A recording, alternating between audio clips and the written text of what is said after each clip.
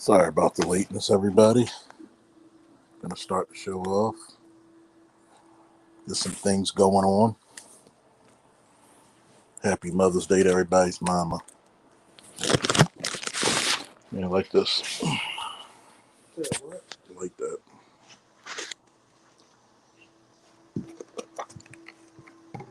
Trying to get it in.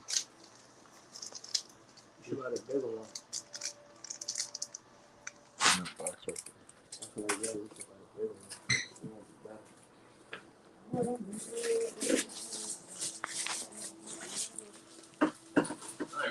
How's everybody?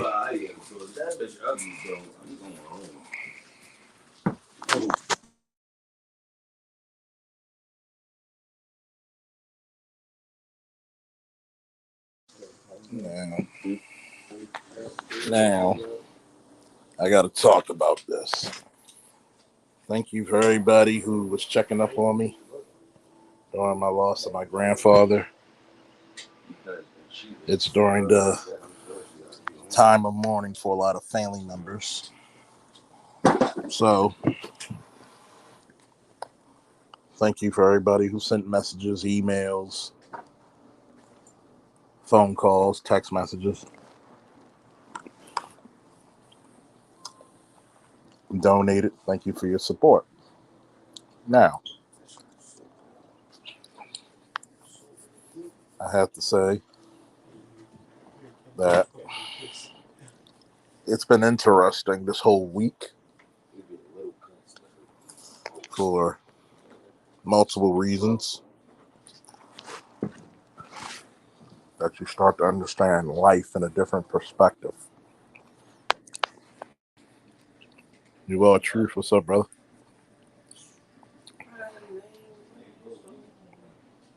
I think what makes it even more interesting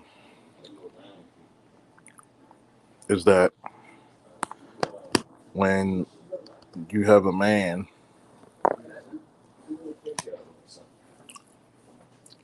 who was very humble and manly like him, and all the nice stories people told about him, it was actually pretty amazing and humbling.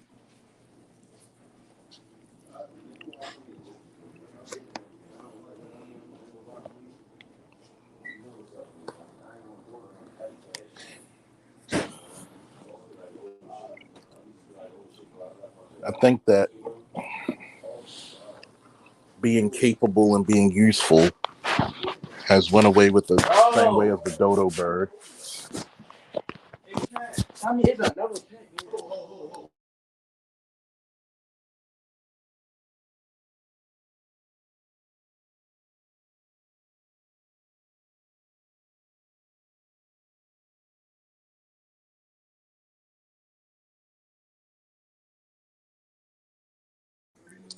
Now,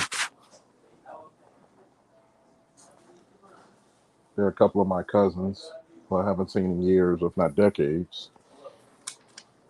There's even more from my mom's side. But I'll tell you, a lot of people don't understand what it means.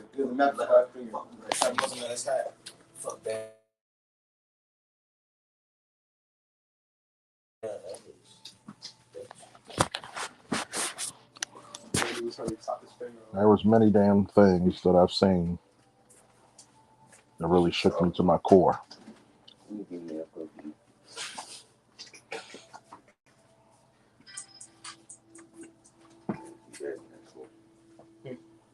Number one, my grandfather's wife.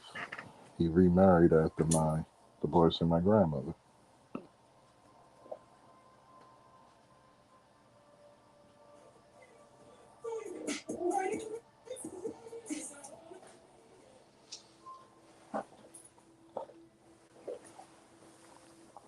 And to stay with her and comfort her, I think was one of the most interesting phenomenons ever.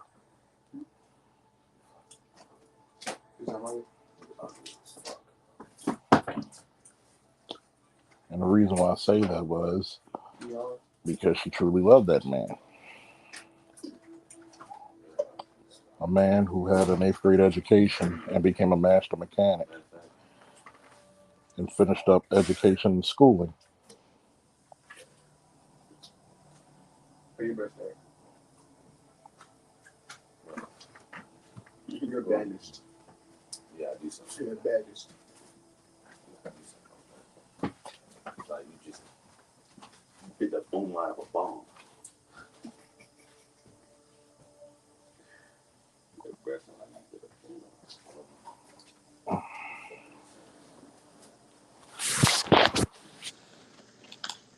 I think it was very humbling for a guy to raise four kids and wait until the kids were grown before he had to do what he had to do.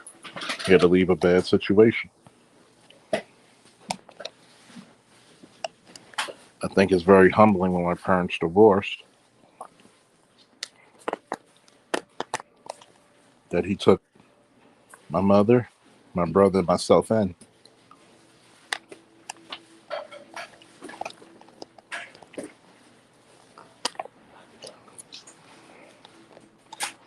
Even under the difficulties that were nuanced. A man that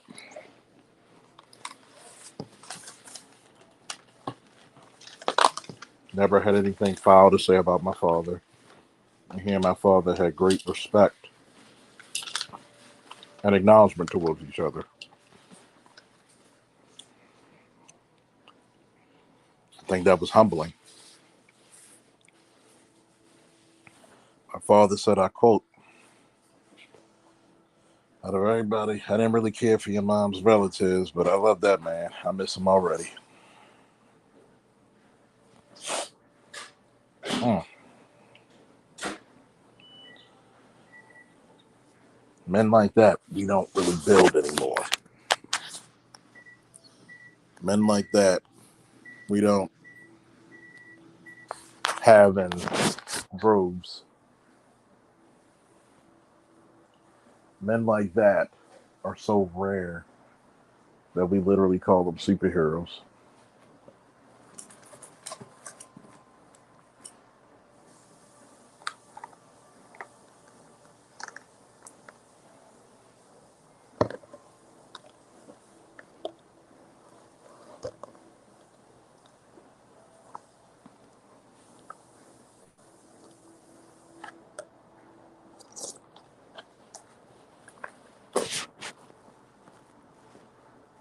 I want to put this in your brain cells for a minute. Think of what he's seen being born April 15th, 1932. Think of how much the 20th and the 21st century he's lived to see. The stories that he used to tell.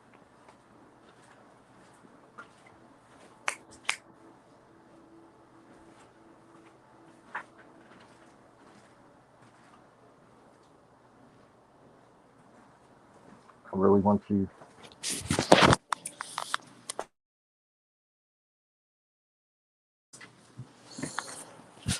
I want you to realize that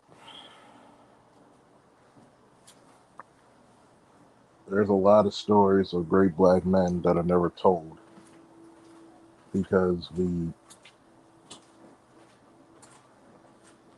we minimize the accomplishments and value of such men.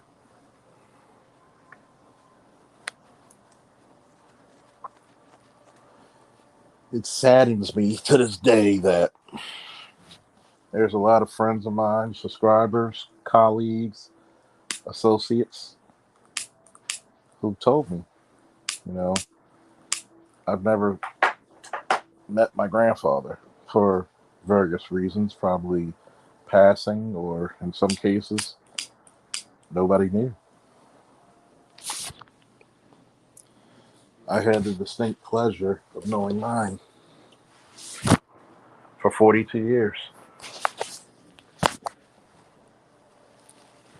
very intricately.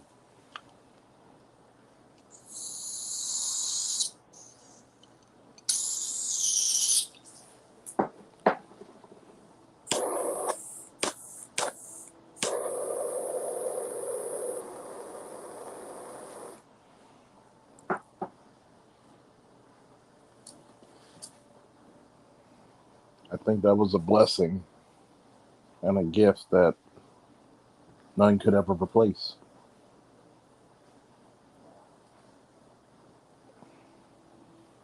I am grateful to be humbled by that knowledge. I am grateful and humbled to know of such a man.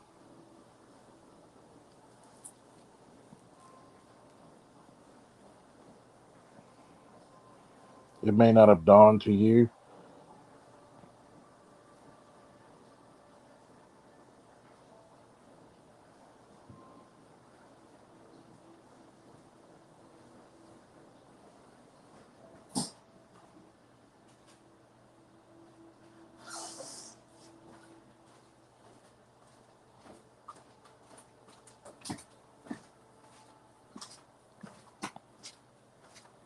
but we should really give praise to a lot of those men.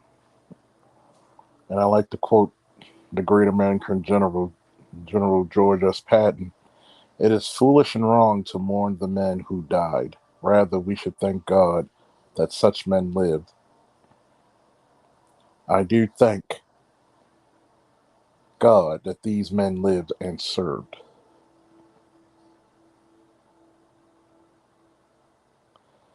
I think that's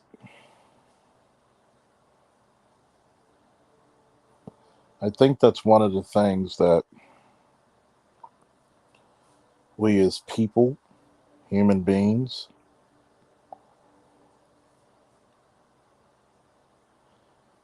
should live our lives to be very legendary.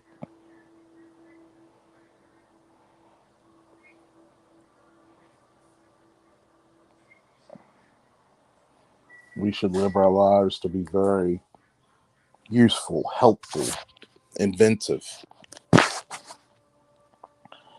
We should be grateful for opportunities that most will never see.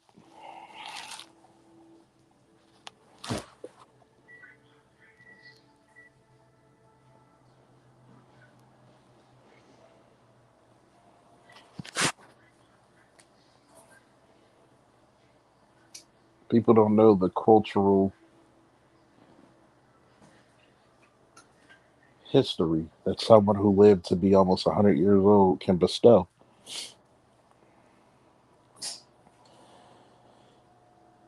Knowing such a man,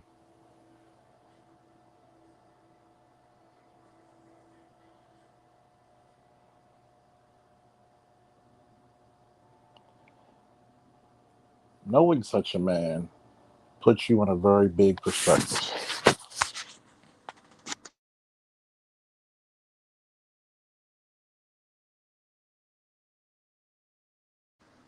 What's up, Mackenzie? What's up, Namer? Knowing such a man is something very humbling to judge your masculinity against, to see where do I fare, what can I hold and bestow.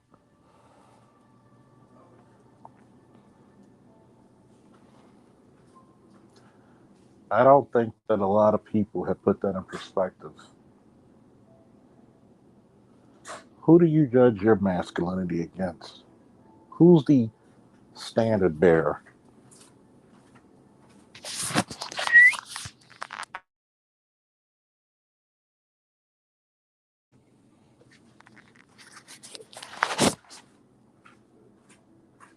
Who do you say this is who I'm going to tailor my masculinity against?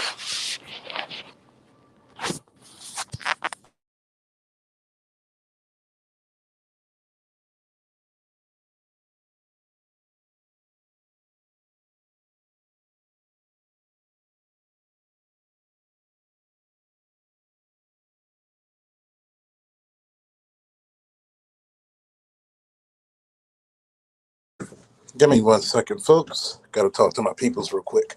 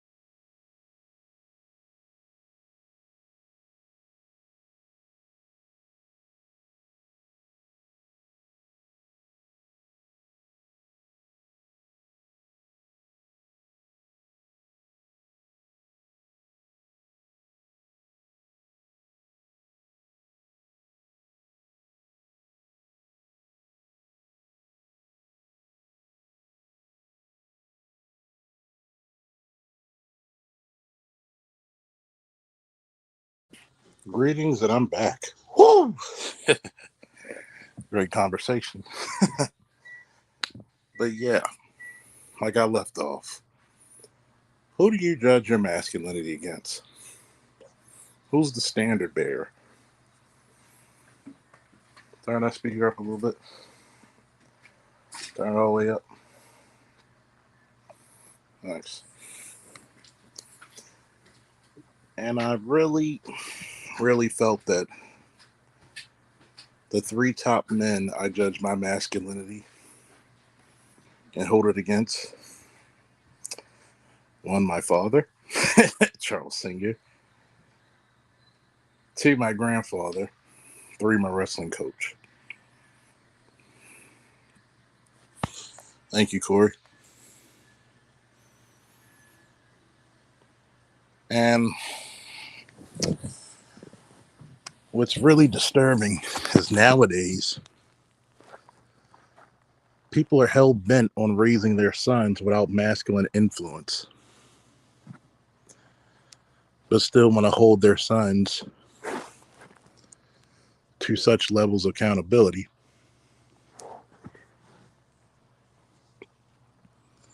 And that's incredibly not fair.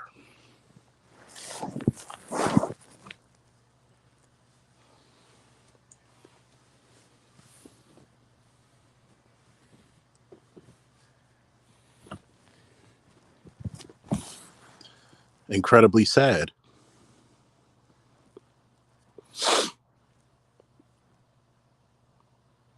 You're hell bent on causing your child, your son,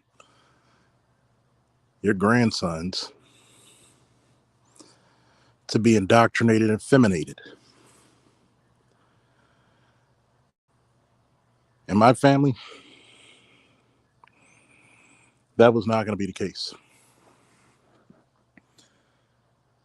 Surrounded by too many great men, you're going to have to be great yourself just to survive.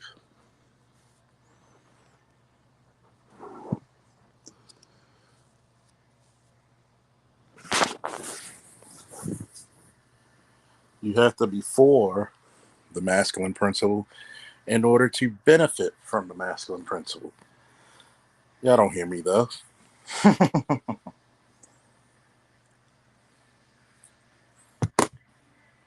And I do have to give praise to, for all intents and purposes, my step grandmother, his wife.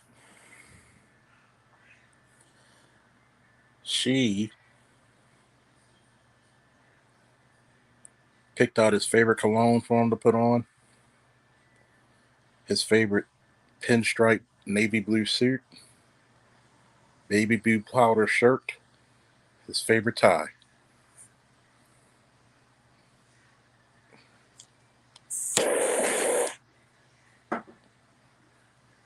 I was supposed to be a pallbearer, but his wife asked for me to stay close to her because she needed my strength to support her, because she broke down, rightfully so, because they loved each other greatly,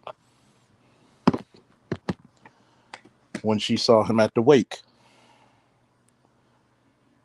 And this is where Charles L. Faulkner Jr. is going to be raw and nasty and open up a fucking Apache war dance. It really, it really made me happy, but then I thought about myself. It made me really upset and sad. She literally combed the man's hair. I asked the funeral director to comb his hair because he loved to comb it back. She took a lint roller to make sure there was nothing on that suit. She kissed his forehead for 5 minutes while tears dripped down from her face to his. It's sad that, you know, to see her cry over a man that she loved and a man that loved her greatly. But it was happy to see the love that was shared between them ran so deeply. In the back of my mind, I realized a very disturbing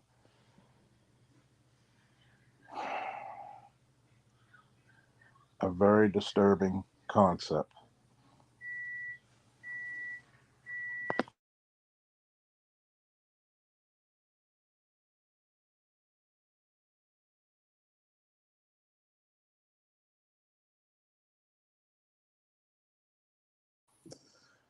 What I really noticed was at 42 years old, I will not see that type of love. Not because I'm incapable of expressing such great emotion, it's because the women of our time are not taught to love you.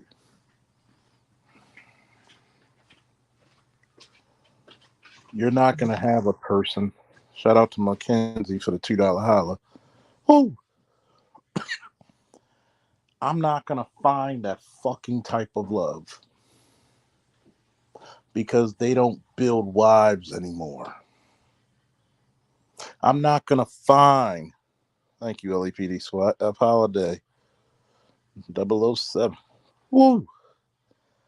Oh, man. That's what really angers men is that all the good works you do, it will never be repaid. I know people may say this sounds radical, Charles, but guess what?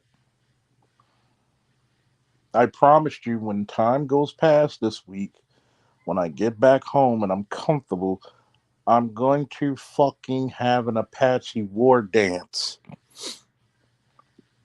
I don't give a fuck about nobody's feelings because I'm going to get some shit off my chest. You, let me start with this one.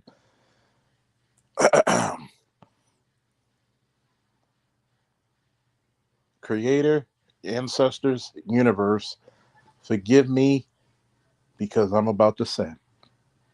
I'm going to be on some real bullshit. I'm on bullshit. I'm on total bullshit. You got women out here talking about they deserve the world. You got women out here who have the unmitigated gall to say they're safer with a bear. My grandfather gave me through inheritance a 357 8-shot Magnum. And she even gave it when his wife gave it to me. She was like, "This is his baby. I wanted you to have it," and the double barrel shotgun. And you wanted me to tell you this fucking. She said, "This is to protect us, baby." But you're more protect. You safer with a fucking bear? Are you ridiculous? Is there some mental retardation going on? You sick, sad, phony motherfuckers. Do you know how heartbreaking, how much I had to hold myself together when she cried over that man's body in the casket? That was a cry of love. She even said when she had to cancel his cards, his bank cards, and credit cards, that was some of the hardest stuff to do. See, you got to be there for people, not just the day of the funeral.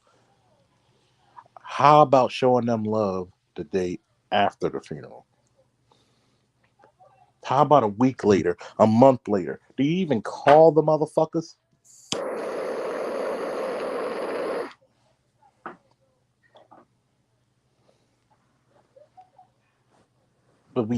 But we got women out here who says a man can't take me to the cheesecake. You can't even get a man to fucking marry you. And you think you're gonna pick the fucking places he's gonna take you? You wonder why so many dudes have tapped out from women. You wonder why.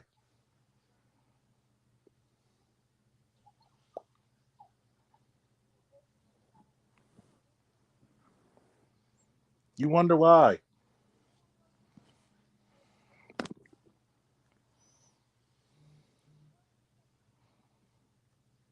It's something seriously wrong with you. My God, it's something wrong.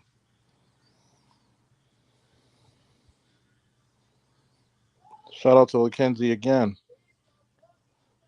To Bruce, my man Bruce, for the $10 holler.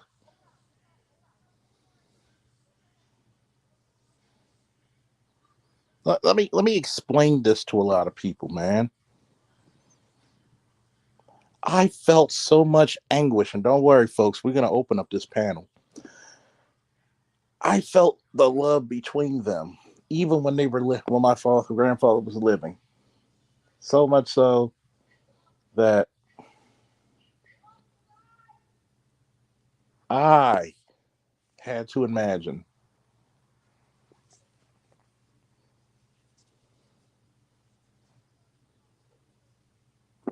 what if this was me? Will I ever have somebody cry over like this my grave? Made sure the man was buried on his family land, 300 acres of farmland.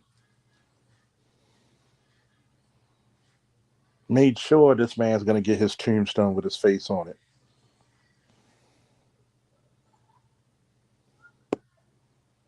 Buried next to his mother, his father, buried next to the brothers and a sister.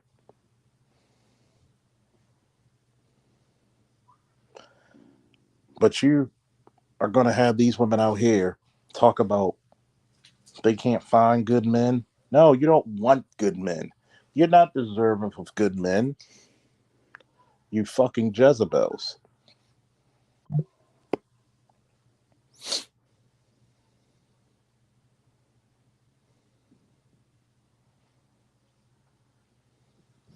You disgust me.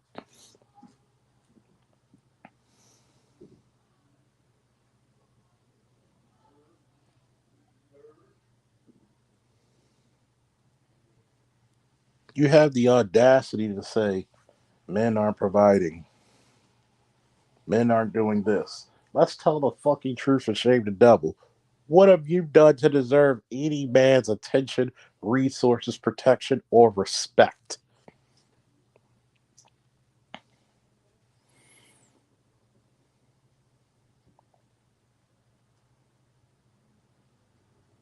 How do I know that my grandfather had a wife?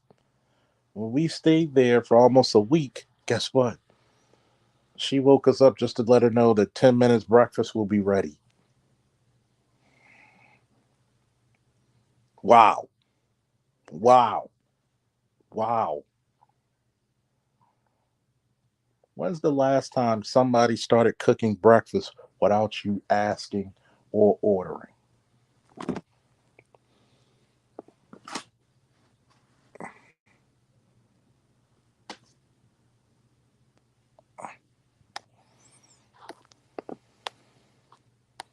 F. Holiday said, always talking about I want the love our grandparents had, while also saying that was happening back, all that was happening back was, excuse me, while also saying that all that was happening back then was color purple. Jesus Christ, right?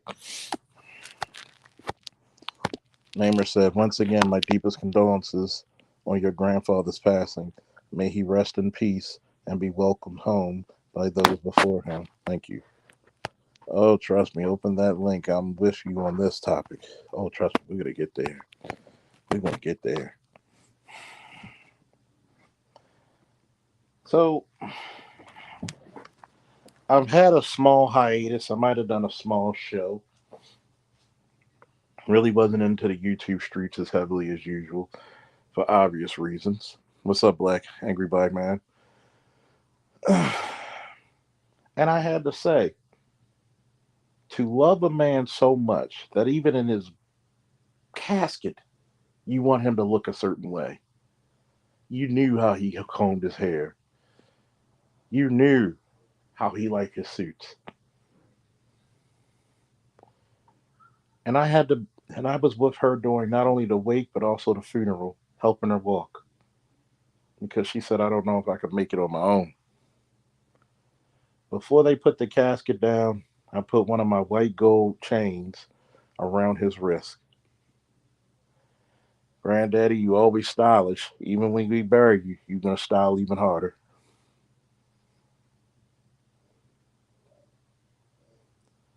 This lady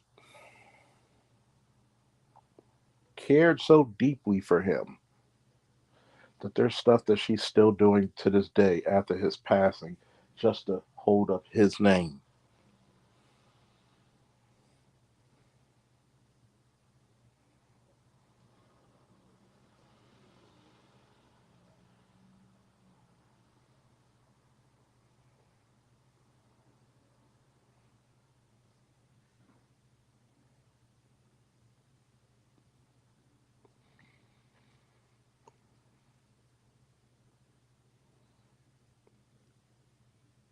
We're not going to be as blessed, are we?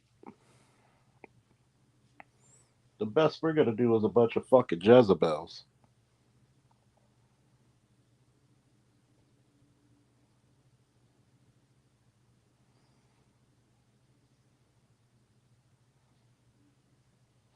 The best we're going to do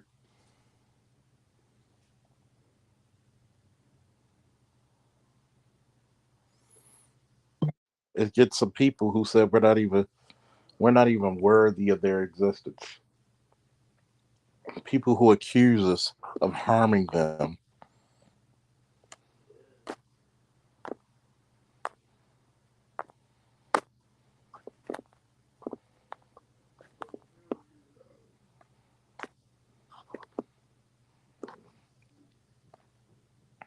We're not going to get the fucking best. We're going to get a bunch of hand me downs, a bunch of riffraff, inconsequential bullshit. That is what we're going to get. Now, if you got a good wife or a good lady, you're one of the few, the proud, the blessed. But for the majority of us, no. No. I even had a chick that I was talking to try to tell me when I had to call somebody because I was feeling a certain way. I was feeling depressed a little bit. Thank God I picked myself out of it. But when I talked to her, she was so nonchalant and so busy and so much of a bullshitter that she literally tried to say, well, I'm a single mom trying to pay bills and I'm a single parent trying to pay bills and I'm doing things myself. I looked at the phone and said, the fuck you talking about? What the fuck you think I do? And that's another thing that gets me. It's like how selfish, how egotistical you bitches truly are. And notice the same motherfucker from when I stopped talking to her that, what was that, Tuesday or Monday? The same motherfucker didn't even fucking bother to text, check on me, see how my mentals are going. I have more people from YouTube check on me than motherfuckers who's supposed to be dating me. Make that shit make sense. And we're supposed to represent, protect, provide, preside, build houses, build communities for motherfuckers who don't give a fuck if we live or die. Mm. Y'all don't hear me though.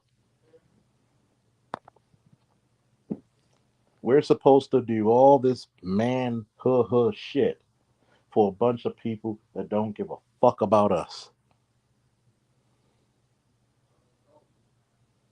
I can. My grandfather got more out of his wife in death than most men get out of their fucking wives living. Somebody need to put that in the chat. My grandfather got more out of his wife in death than most men get out of their women while living.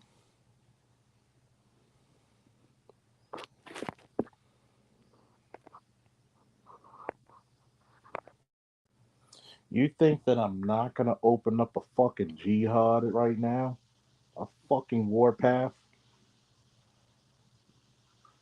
When I see some shit like this, that you motherfuckers think that you're above people. I've experienced the gynocracy just as long, if not longer than most. The one thing you should never be surprised about gynocentric nature is how selfish it truly is. But yet, this same fucking lady wants to call me when she needs to vent. Well, you try to give me advice. I said, Shorty, I've been giving you advice in months because you weren't worthy of it. I stopped caring. You think you don't like. This is the reason why a lot of you bitches will never be married. Is because you don't know how to speak to men. You don't know shit about men. You want men to be children, and they're not. Any man worth his shit is not going to be a child to you. Do they even bother to care to know about men, other than when it's in their best interest to do so? They don't. They're not taught to care about men. Other This is than when why. it's in their best interest to do, and even then they keep that to the bare minimum. That's why you could say the stupid shit about you're safer with a. He just broke it down about the bear. It's not about the bear itself. It's about trying to say that men are dangerous and they are trying to claim the victim status. But this is the fucking thing about it. What woman Mhm. doesn't like a dangerous man? Only when they can control him. Like, You for can't. example, why women love motherfuckers who just got out of prison.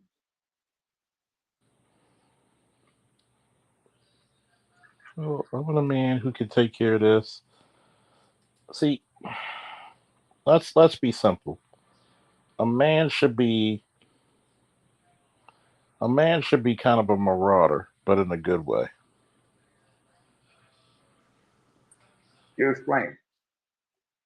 He should be able to go around, know how to protect, know how to be rough, know how to handle himself in seedy places, but also know how to Hmm. be in high society, be classy, be modest.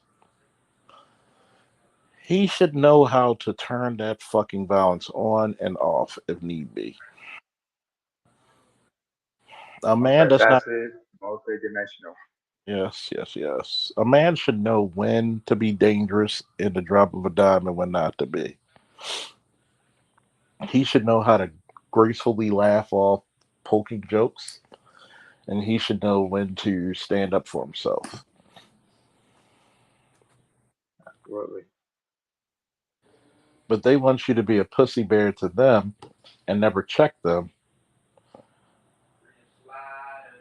which masculinity doesn't help. Well, Masculinity doesn't have to be bolded to femininity. what is it that Mrs. E usually says? They want masculinity by femininity, by feminist specifications. And that doesn't work, does it? No, because even if you get the man that way, it doesn't help you in the long run. In fact, it becomes detrimental. And half the time, it's just disingenuous. It's just being disingenuous. That's why I don't care what a woman thinks. I mean, I've heard women talk about a real man this, and I've asked this question many times. Why should I concern myself about whether or not you see me as a man when you are incapable of acknowledging me as a human being? You gotta realize when I saw her do that for my grandfather, that shook me to my core. Because I'm like, how many women would give a fuck about you to say, you know what, he likes his hair that way, he loves this scent on him? You don't care. Mm, You motherfuckers don't care.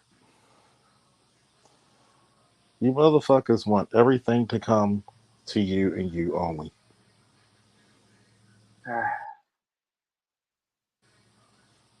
These are the breaks, man. These have become the breaks, and it doesn't get easier as you get older. And like right now, they will not understand your need to vent and your need for support, your need. They don't know what it's like to be there for somebody and during his time, being there for a man in his time of need. Very few women are willing to do that or even bother. Very few And women aren't meant. Very few women today are shit. I know that this is. Unfortunately, I'm just gonna. I'm no longer gonna hold back. I'm not gonna be nice. I'm not gonna be diplomatic. A lot of bitches aren't shit. When a chick tells me that she doesn't have time, she's got to do all this stuff being a single parent. Chick, your son's about to be 19. You ain't parenting shit anymore. Two, I'm a single parent myself. Do you see me complaining about it? You want an award for doing average man shit. That's the one thing about feminism. They want the awards for doing what men do every day, any day. You just don't want women to work in certain fields. Yes. You know why? Because you tend to fuck them up. hmm You put women in the a fucking monkey with a military. pistol. What happens? What happens? It fucks up. Did we become a stronger military because we got women in it? No. Did we become a stronger police department because we got women in it? First of all, here's the question: are the women there because they? Do you have women in the arm in the force because they want to be there, or they're just there just for the sake of being They're there just to collect a good check. there? Even That's, worse. So that's that's it. So right there, right there. If here's the they're problem. there just for the fair, okay, Go ahead. go ahead. Here's the problem with women. When women get into these jobs that pay a lot of money or good decent money, they don't think like men. Like, I got enough money to take care of a family. I'm gonna take care of me. How can you charge child support if you're making X amount of money? Think about this. You need child support. When do I get my child? Nobody ever asked that question. hmm How many men pay child support for kids they don't even see? Or aren't even sure it's theirs. Even bigger. How many? Too many. Countless, man. I mean, Too many. you know a couple, man. You know a couple in your own circle. Yeah. So you telling me that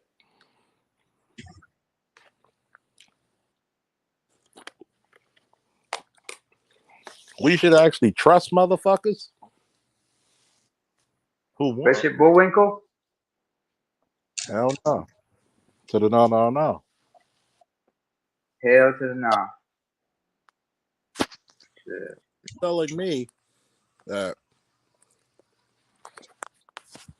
when you see how this woman loved this man and honored this man, automatically I'm just thinking to myself, bitches ain't shit.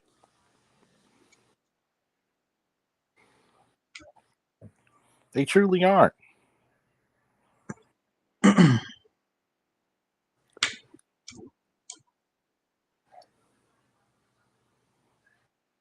They truly aren't. I know what Not people are really gonna not. say. That's so harsh for you to say, Charles. How is it? Mm. Hey, Charles. What's Yo, up, man? what's up? Hey, speaking of child support, I paid child support when my kid was living in my house, Get the fuck out of here. When? and I was Always not that knuckle in the you rear. better shut the I fuck was up. not in the rear. My shit was always up to date. Wow. How the fuck do you pay child support with the child? Please allow me to explain that. I'm gonna be quick. Oh, please take your time. When my train wreck of a first baby mother had her second run in with Child Protective Services, Of course, I was called as the next parent, and that excuse me, and that's when my son started living with me. I contacted everybody in the state of Maryland outside of the fucking governor, asking them to please stop taking money out of my paycheck now because my son lives with me. I was told by the school that it was too late in the year to transfer him. If I transferred him, he would fail. So which meant I had to drive from East Baltimore to Relay Elementary every fucking morning and take him to school for about 3 months till school was over. Mind you, I'm working 2 jobs still. Wow. I emailed, I faxed, I wrote letters, everything to the child support office. Nobody even, returned my phone calls or anything. Showed them the documentation from Child Protective Services saying he lives with me. Nothing was done. Finally, when school is over, I enrolled him in school. And I remember the school giving me a white envelope with some papers in it. And I came home and I put that envelope on my bookshelf in my dining room. The next day is when I went up to the child support office in Timonium. All black women working in there except for one white man, and then the manager was some white Slavic woman. I was told in the child support office that in order for them to stop taking child support from me, I would have to prove that I enrolled them in fucking school. I flipped the fuck out in that fucking office. Nobody could tell me that all of these months, and nobody could tell me that. Nobody bothered to tell me that. So I proceeded to curse everybody out and, all types of shit. You know what I mean? Bitch this, fuck you, bitch, and all that. To the point they called the cops on me. Yep. The cops came in there and put the cuffs on me. And I remember it was like a middle-aged white guy and then a young black guy. So they put the cuffs on me, put me in the elevator. As the elevator's going downstairs, down to the first floor, they take the cuffs off me. The white cop starts saying, look, man, you got to handle yourself better because I'm going through the same shit with my ex-wife. This is what they do. You got to learn how to handle this. This is the cop telling me this. And he's like, look, man. And so they walked me out in the parking lot to my car. They was like, yo, don't come back up here today. Because it was a Friday when I went up there. They was like, yo, don't come back today. Go home, get your shit together, and then come back up here Monday and act like you got some sense. But do you understand what I'm saying? Oh, yeah. That's so None of those black women that worked in that fucking office could tell me that one simple damn thing. If I was told that, don't you think I would have brung the fucking paperwork that I got from the school just the day before? Nobody bothered to fucking tell me. I was paying child support for a kid that lived in my fucking house.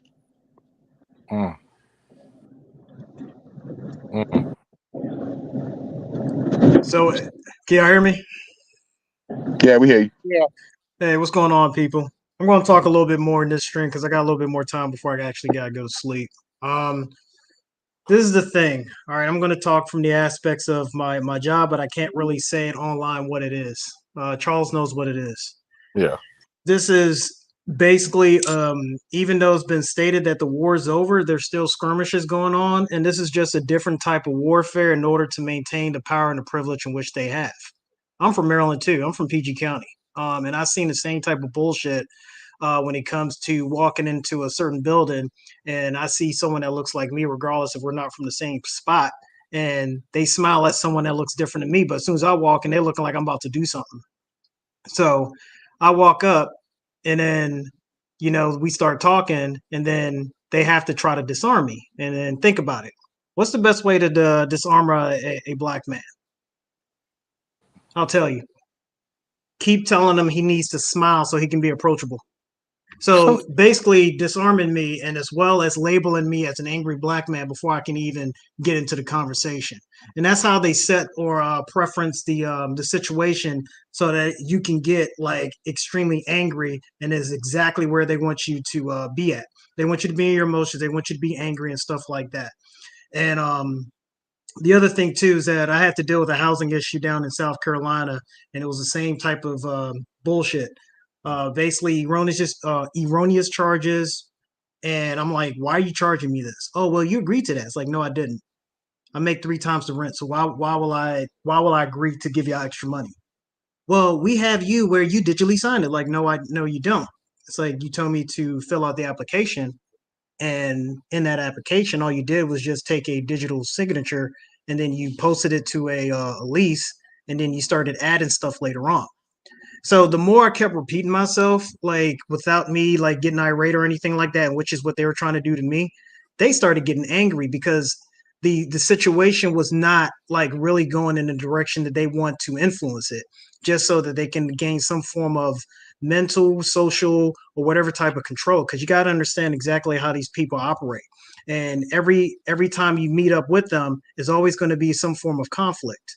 And then the basic instinct to a human being is conflict, right? You meet another person, is that person going to be friend or foe? And then are you going to have to go on the offensive or defensive? So this is the thing I'm going to probably start saying a little bit more when I start coming into streams, because you're starting to have men who have learned that from their mothers, and then this is how they're trying to engage other men so that the other man can literally look like his ass is out in front of everybody. And I'm trying to preference that just in case we bring up a certain person's name, if you know what I'm talking about, Charles. Oh yeah. But that's all I got. AB, what's going on, brother? Oh yeah, especially Hey, that what's bitch. going on? Um, That bitch ass nigga. that's some fucked up. Our child support system's fucked up when a white cop uncuffs you and said, "Look, man, that's so fucked up." Yeah. I will never forget that day as long as I live. I thought I was going to jail. And the white cop was the one trying to talk sense to him. He said, man, listen, I'm going through the same thing with my ex-wife right now. You got to know how to handle this. Yeah. You got to think I cops cer- are. I, yeah, I certainly understand you cussing them out. I mean, damn, how fucking okay, yeah. Go ahead, Charles. I'm sorry, I didn't mean to interrupt you. Cops are the number one victims of this shit, especially when it comes to child support and shit like that. We're victims. But go ahead, AB. I'm sorry. Go It's ahead. just the point of, you think a room full of black women, yeah, somebody's going to help me. Hey, And brother, it's automatic. My bad for cutting you. I'm just letting you know, like the way I am now. Like I said, we're from the same state. Like when you go to a blue state like that, and you go to any of these like the DMV, or like you say going to CSP or wherever these locations, I walk up in there straight face, and then the thing is like I already know that that's what is going to happen, right? And typically I avoid them. And then the thing is, if you watch their body language, because I've been trained in my field to like read body language, right? You watch their body language, they're like, why did that person not come to me? Like, and I'm going to talk in the third person a little bit back and forth in the first, second, and third person. The thing is like when you walk up in there and you completely ignore them and not acknowledge them, that's highly disrespectful to them because they think that you're supposed to go to them on your hands and knees, just like they get crumbs from Master's table. But if you're not doing that, that's a serious problem. They're like, who the heck do you think you are? Oh, I'm going to mess your shit up. So it's like it's automatic, angry black man. Like you got to go in there with your guns loaded, figuratively, not realistically, but have all your paperwork, have everything, and then constantly, or even to the degree, like learn the surveillance law. So if you have to bring out your phone and just record the voices, just so that you can file a complaint, like stuff like that. When you start doing stuff like that, it really gets them agitated because you're not supposed to be that smart to know that process. I'll stop right there. My bad for cutting you off. no, you good, bro. I remember during COVID, got an echo. Might be me. We're dropping a mixtape. Yeah, I remember during COVID, I took my daughter to the clinic, and it was this young black girl at the counter. You know, when you got to sign in, and there was a basket of pens out. You know, you're supposed to use a pen, and then you know they'll take that pen, so you know it won't be cross contamination for the next person to come use it. So I grabbed a tissue and then grabbed a pen and signed in, and somehow that pissed the bitch off. Like she was actually upset that I did that. She was like, "Well, you know, those pens are clean, right?" And I'm like, "Well, so what if they are? What? Well, why are you angry with me?" Like I get that shit all the time. I literally will drive to. I will drive like a mile and a half away from my house to go to a Family Dollar because, and I'm just gonna go ahead and say it because this Family Dollar has a bunch of white people working in it. Versus the two Family Dollars that's close to my house because the women are mean and they have bad attitudes when I go in there. They're just fucked up individuals, man. I drive That's to just Parkville to go get fucking toilet paper. That's fucking ridiculous. let's just call it what it is. They're fucked up individuals. Hey, angry black man, how familiar you are with Prince George's County? I'm very familiar. All right. Do you know Toledo Place or what's that place called? PG Plaza? I know PG Plaza, yeah. Okay. So I'm just going to use that as a reference, right? So imagine me, I'm not going to say exactly where I'm from, just so people can't pinpoint me. But imagine me having to drive from there instead of going to PG Plaza just because of the bullshit, go all the way to Arundel Mills just to have a pleasant time. Dog, that's God, ridiculous. That's God fucking damn. ridiculous. God damn. Why do That's you think ridiculous. Arundel Mills is popping? Dog, that's ridiculous. that's that's sad actually. Yeah, But I I get but what I you're totally saying. get it. I totally I get get it. Yeah. I get what you're saying, and hopefully everybody else can relate to this. And I really wanted to talk on this piece because I'm not going to take over your stream, Charles. Just to let you know, I'm not going to do it. I'm a little bit frustrated that every Go time we have ahead. our sister. Go ahead and let it out. That's what the shit for. Go ahead and No, take as long as you need. I just get tired of always hearing about women's problems, particularly black women's. And when they talk, it's always some made up phony shit Or that doesn't exaggerated, apply to real life. or is exaggerated. Femicide. Even though, if you think about it, in the black community, 68 to almost 70 to about 70% of the time in domestic violence, the woman is the aggressor. But nobody talks about that shit. Nobody ever says that. I had an uncle that got thrown in jail because this woman was trying to run game on him. Now, of course, there was a significant difference in age. I'm not going to really say who he is because I ain't going to put his business out there. Let's just say he's well off, right? Um, so he went to Africa. Well, no, this girl came from Africa, came to the church that he's a pastor of.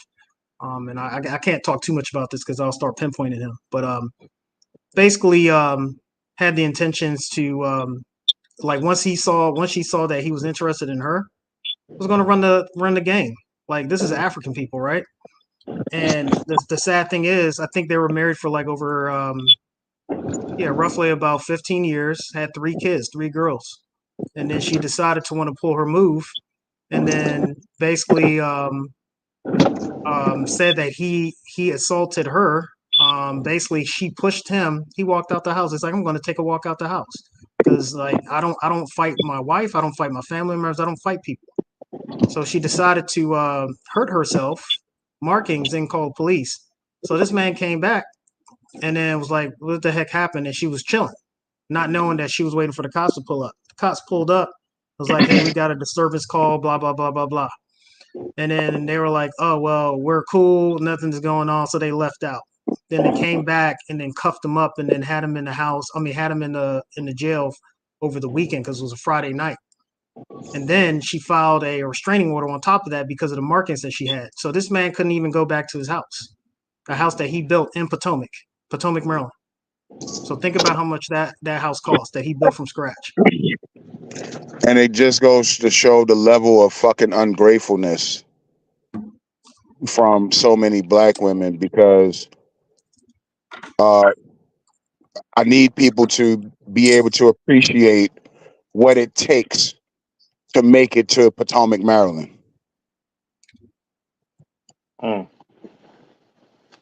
So people don't understand that how many times you got to go far and above your way to even have any type of rest, relaxation, any type of I, fucking service.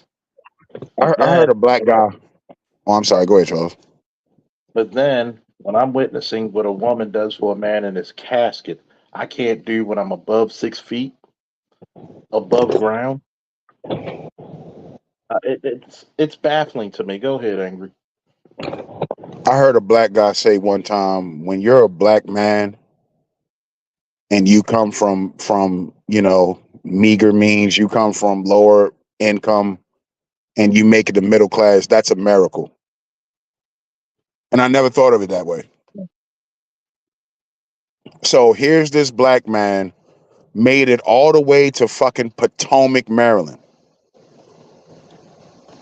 And you get this man removed from his fucking home. And you want to tell me about femicide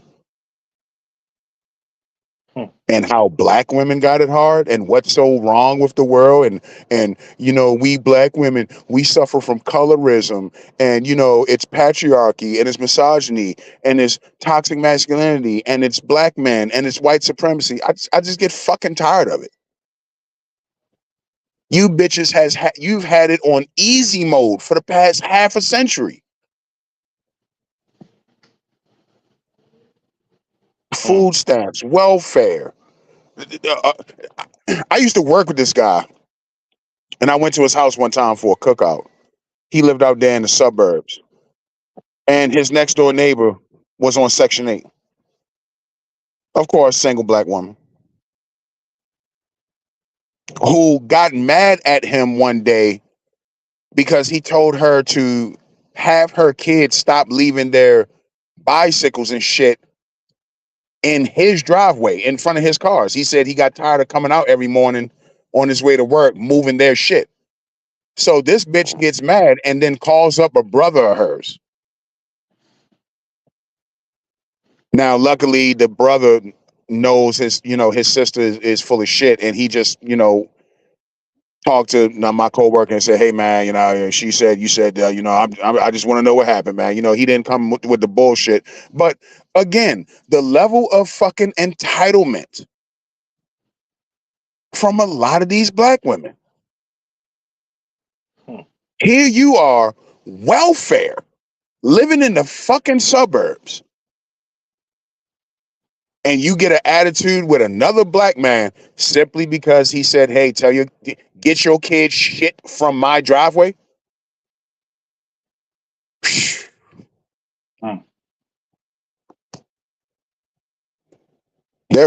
Black women got a problem in this country. Black women in America have a fucking problem. It's not just in the U.S., my dude. You'll You know see what this this is? like in across the Caribbean. You'll see this in Latin America. You see this in Africa in certain cases. Proxy violence is a means of control, my dude. One in some shape or form. I remember somebody tried to get my brother to get caught up in some bullshit. He got fucked. He got kind of roughed up, but I remember that fool was later see my brother was, he was drunk out of his skull and he tried to apologize to my brother. Now my brother in his right would have knocked him the fuck out, but he let it go on our end because our father raised us better. Let me ask you something, Namer. Yeah. Do you see that problem in academia in Africa, the way it's in academia here in the States? Oh hell no! Especially considering the majority of the teachers are men. Mm-hmm. Even in the education system, the majority of the teachers are men.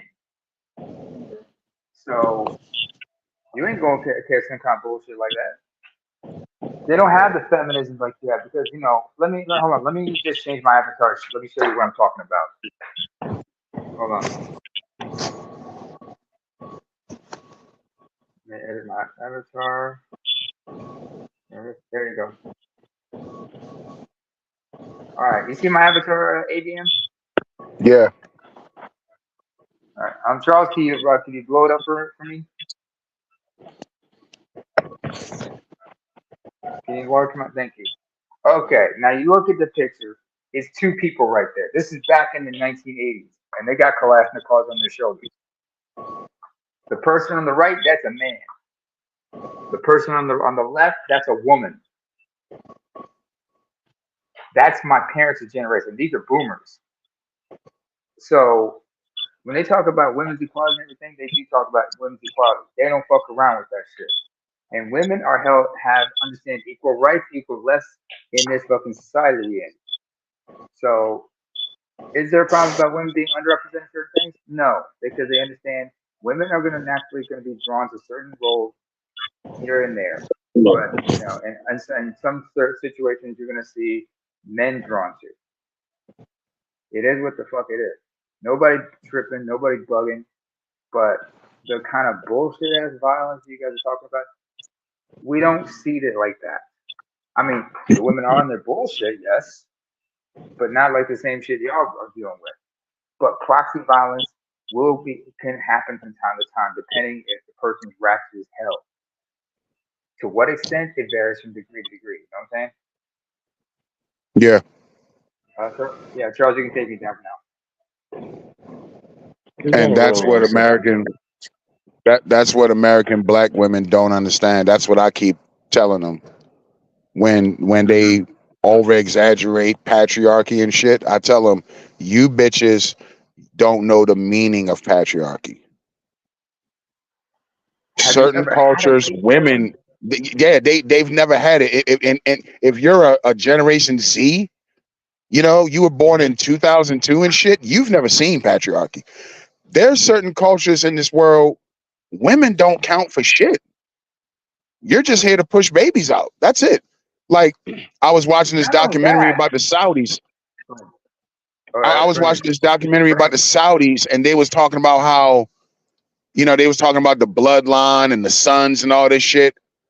And they was like, when it come to women, we really don't count them. Because I think the question was, how many daughters did King Saud have?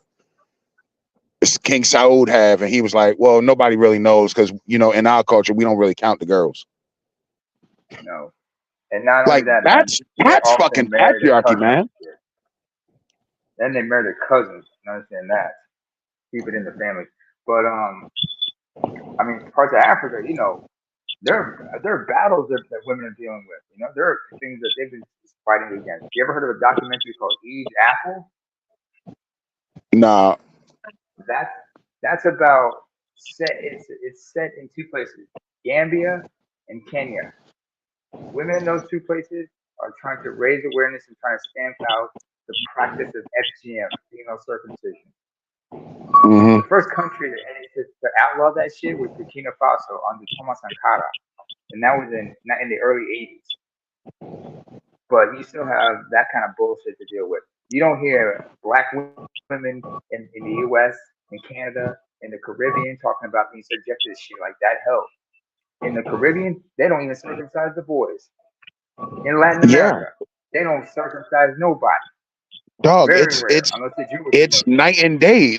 Like when the whole brick face thing came up, brick lady. People were saying that, like, motherfuckers talking about patriarchy and shit and how bad black men are. Like, she's fucking Somalian. They absolutely do that circumcision shit over there. Shit, my tribe, my mother was subjected to that shit. But like I said, the picture, the folks in that picture, that's my parents' generation. They were the first generation to try to stamp that shit out. That's why a lot of the preventatives were make sure their daughters didn't subject to that shit. So I understand about that whole thing, man. And I mean, even when you talk about I'm sorry. Go ahead, sorry. Even when you talk about South America, Oh yeah. women get unalived very quickly in South America. All over down in South America, women will get trafficked. They'll get unalived. Women don't count for much Women down from there Africa either. getting trafficked. Hell, women getting trafficked to Europe, from Eastern Europe, from parts of Asia, from Africa itself, and black women are complaining about shit. We understand that, and if women are getting deleted, if black women are getting deleted, who is it that you get deleted by? It's not y'all. Like I It's always say, all like I always say, one thing you can excuse me, one thing you can never say about the United States is that black men don't get held accountable. Nope. If anything, we get Nobody held goes to way prison accountable. more than a black man in the United States. Nobody. And when And these everybody black in here, feminists, and for these black feminists to teach this shit in colleges that black men are not held accountable, it makes me want to beat the shit out of something. What more and I'm gonna tell you accountability do this. you, unless you're talking about a Holocaust, I don't know what more accountability you want to see black men have. ABM right there, right there, right there. Look at how you reacting to it. It makes you want to do something, and that's what they want you to do for them, my dude. You gotta look at this shit and like, what the? Oh really? Oh really? It's like Patricia O'Neill would go like, really, bitch? Really, bitch? Is that what you're going through? Really? Sometimes you guys just look at them like that. But I get what you're saying. I had a friend of mine, and she's up in the UK, and I heard her say some shit like that. She said like men are not emotionally intelligent, this, that, and the third. And I'm like, who the fuck are you talking to? What are you talking to? Have you forgot about the culture we come from? Because this is somewhere from my ilk. I'm like, I would never. You know, your mama would probably like, pull you aside and say, "I never want to hear you say some shit like that." But then again, I can't tell her shit because she's educated. She's got a 9 to 5, although her job is pretty demanding. I mean, she lives in the UK, and right now you'd be considering her like the working poor and shit because of the circumstances and how the cost of living is up like a motherfucker in or around London. So it is what the fuck it is. But I'm Just not look at bugging what they about it. I'm like, look at. Go ahead. just look at what they did to that teacher that was letting the letting the little girls mess with his head. They did all that Yeah, fussing, but they didn't say shit when they showed photos of black women doing it. And then watch. They just fired that dude, and next thing you're gonna hear is from black women. There are not enough black male teachers around. Gee, I wonder why. Look what happened. not to Look what mention happened number of when. male people get a. Sorry, sorry about that. Go ahead, Look what AB. happens when we try to make a connection with the children. We get accused of shit. Mm-hmm. And I watched the video. There was no malintention from him. He was actually doing his work. Yeah, class was over and they were helping him take his braids out. Mm. It was just his hair. I remember we had a conversation with Andre about this, and he's the one who brought it up. And like, what are you bugging about? Them touching his hair? It's his hair. They're touching his hair. Yeah, he's Now, not touching them at all. I They're get they're the his hair. ones touching his hair. Yeah. Wow. I mean, if he had dreadlocks and they said, "Can I touch your dread, sir?" Why? I'm just curious. Is that real? All right. You want to touch it? I remember a music video that Bob Marley had for One Love, and there's a bunch of kids just talking to him, right? And then one of them, it's a white child, this little white girl. She asked to touch his hair. He said, "Can I touch your hair?" He said, "Okay." And she just held one of those big ass roaster dreadlocks. Like, that's real. It was just a kid just back there with his hair. But I get some people just like because it's their child, they get an emotional reaction to it. But you can't get emotional about this shit. You know what I'm saying? Oh, more truth. Can I ask you something? More. Yeah, go ahead. Who's this person on your avatar? That's Ya Sentwa. She was the first And who queen is? mother of Ghana. All right, all right. When was it taken? This is like between like the 1800s and like 1921 or something like that. So what happened was Hmm. the British came to our country, tried to colonize, and then basically the Ashanti Nation was like, "Hey, we are who we are, but we're not going to bend to your will." Just like every other place, right? So what happened is they Yeah. just randomly went and got their guns, and then went and put all the kings of all the like within all the tribes, and put them in chains, and then just locked them up just like that. And then the people were like, "Yo, like what's going on?" They was like, "Well, we just gonna lock them up." Didn't try to give any reason or anything like that. So that's what caused the British versus the Ashanti War.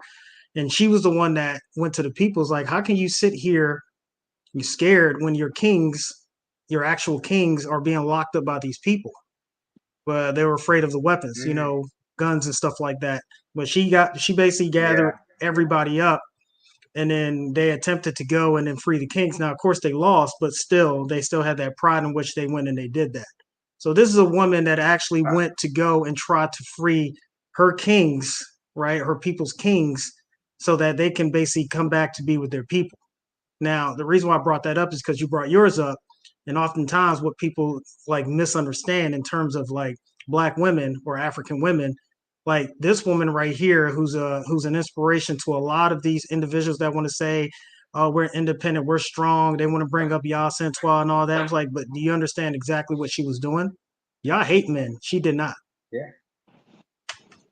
Just like the woman in my picture, she didn't hate men. She just wanted to prove that she was just as accomplished as the men because the women, because in my case, because yours took place in the 19th century, mine the 20th century, the late 20th century. Those women, they wanted to set a good example for the future girls because not only were they fighting for liberation alongside the men, they understood that they need to set a good example and try to shape the future for the next generation. One example I can give you is like anytime they liberated certain villages or took over certain rebels took over certain villages, the women, the female rebels would call all the women in the village, bring them together, and they would have certain discussions with them that were important. One of the discussions was stamp out FGM. The other was also the importance of prenatal care. In fact, some would try to train some of these women how to be competent midwives. Third, they were trying to emphasize the importance of girls' education. Not at the expense of the boys, though. Not at the expense of the boys. Boys need their education too, but girls should not be denied that right as well. Is what they're trying to tell us. And inspire them, girls, become better. So this is no man hate over self entitlement. Now, are there women who have that kind of attitude? Maybe yes. You will find them in Ghana, just like you find them in Eritrea or anywhere in between. Ratchet is ratchet, but many traditional societies know how to vet people properly. This is why families are important, extended families in some cases. But unfortunately, we don't have that. And by the way, in parts of Africa, you do have matriarchies and matrilineal society. The Nubians, for example, they were a matrilineal society. Succession was always through the maternal line, but no one talked about that. I mean, there's a Mo- tribe where I'm from that's a matriarchy and a matrilineal society, but nobody bothers to mo- learn about them. most Go ahead. most of our warrior sisters didn't hate men. They loved men. They love to tell you Yeah, about Rosa Parks. When have you ever heard Rosa Parks shit on black men? never. Ida B. Wells didn't shit on black men. They love to tell you about what's the name? That freed the slaves. Harriet Harriet Tubman. Harriet Tubman. Tubman. Harriet Tubman. She never shitted on black men, and even when her first husband was a piece of shit, she went out and married again, and she married a black man. And they always tell you about Harriet Tubman, but you know what they don't talk about?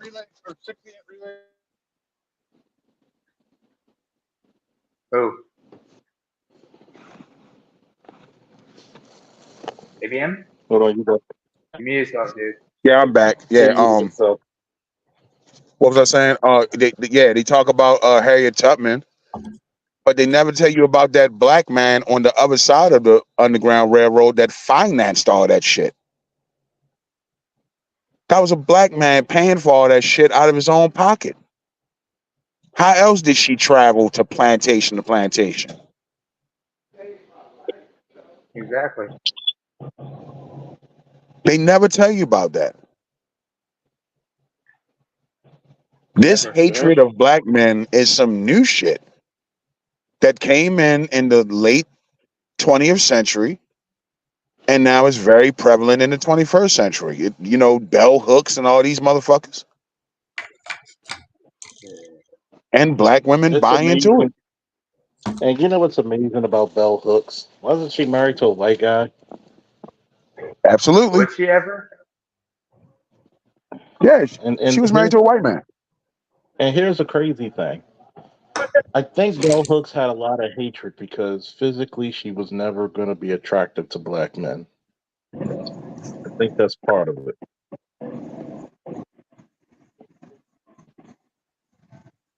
So was the woman that wrote Color Purple. Yeah, I think they had Alice hatred of Walker. black men because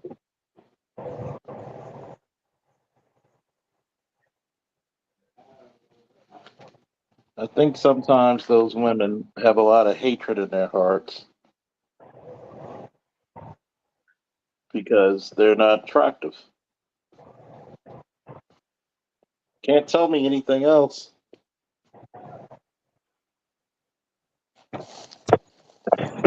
A lot of it goes back into their psyche of what they find of themselves attractive. And Charles is onto something with that. Anybody can Google right now. Google Brittany Cooper. She's a Oh professor God, at Rutgers University, I believe. She's about 400 Professor pounds. Crump. She's gross. She's disgusting. She's a feminist. Hates black men. Stacey And I remember Abrams she is another example. I remember she Go ahead, she finish. tweeted something one time, and I said I commented to her tweet, and I said, if somebody would have took you to your high school prom, you would be a much nicer person. I bet she blocks you. I believe she did because I never see her tweets. And I'm sorry. A lot of this feminism shit, you can't tell me it does not stem to a lot of. How many feminists do you really know that are unattractive? I don't think I know any feminist that's attractive, honestly.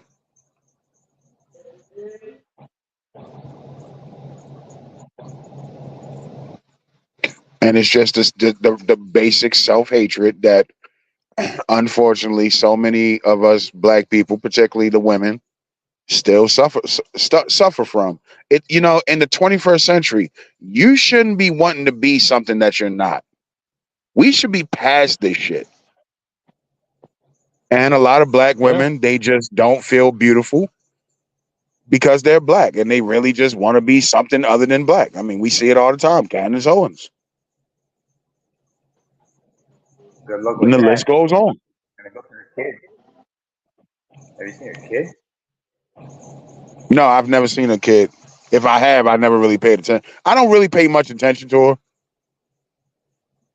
Good move. I try just for my own mental health. I just try to, but it's just another example of a black woman. Our love for her is not good enough. She's only going to be happy when white people love her, and that's a lot of black women. That's pretty much the gist of it. It's pretty much the gist.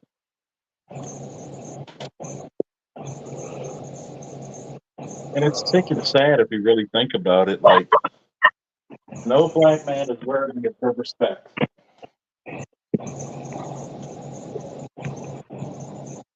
None of her devotion.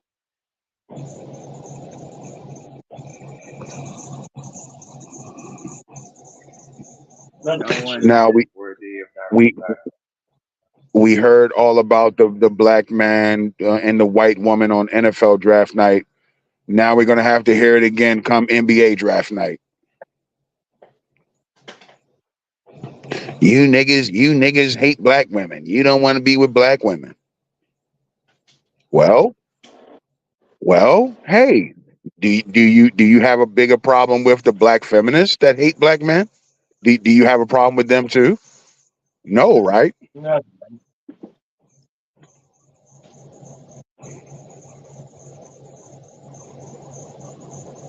Well, then don't get mad when Tyrone goes to UCLA and gets him a fucking white bitch. and here's the crazy thing. How do you lose when you have first dibs to a nigga?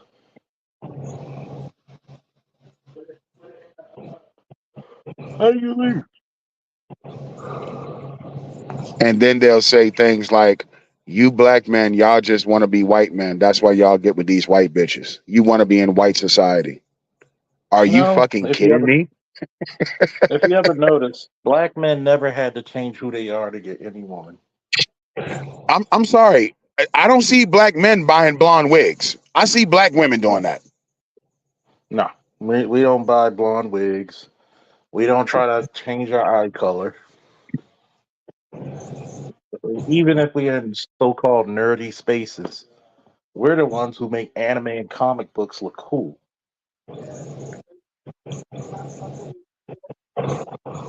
If you ever notice, we're the trendsetters. And you want to talk about athletes and white women. Do you get mad at black women like Shaq's ex-wife,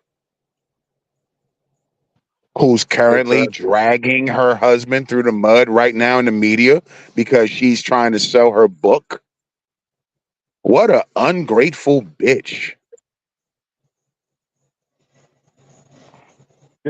But talk She more into wasn't that like shit that. because Remember, she tried to that start her whole whole I never loved him. thing. I never loved him. But guess what? When he cheated, you took it hard, huh? Oh, newsflash, of course you didn't fucking love him. You were a groupie like all the rest of them. You didn't see a person, you saw a mansion, and you saw a big bank account, and you saw Gucci shoes. So that's not even shocking to say you didn't love it. I didn't, honestly, I don't expect you to. But what I do Uh-uh. expect is you to have a little bit more integrity about yourself. But she couldn't. She never For the did. She never man was. who shared his wealth with your black ass, where would you be today, ma'am, if it wasn't for the great Shaquille O'Neal? Where would you be? I don't even know your maiden name because your name doesn't matter. Your name doesn't count. You wasn't rookie of the year, bitch. And you're not a world champion.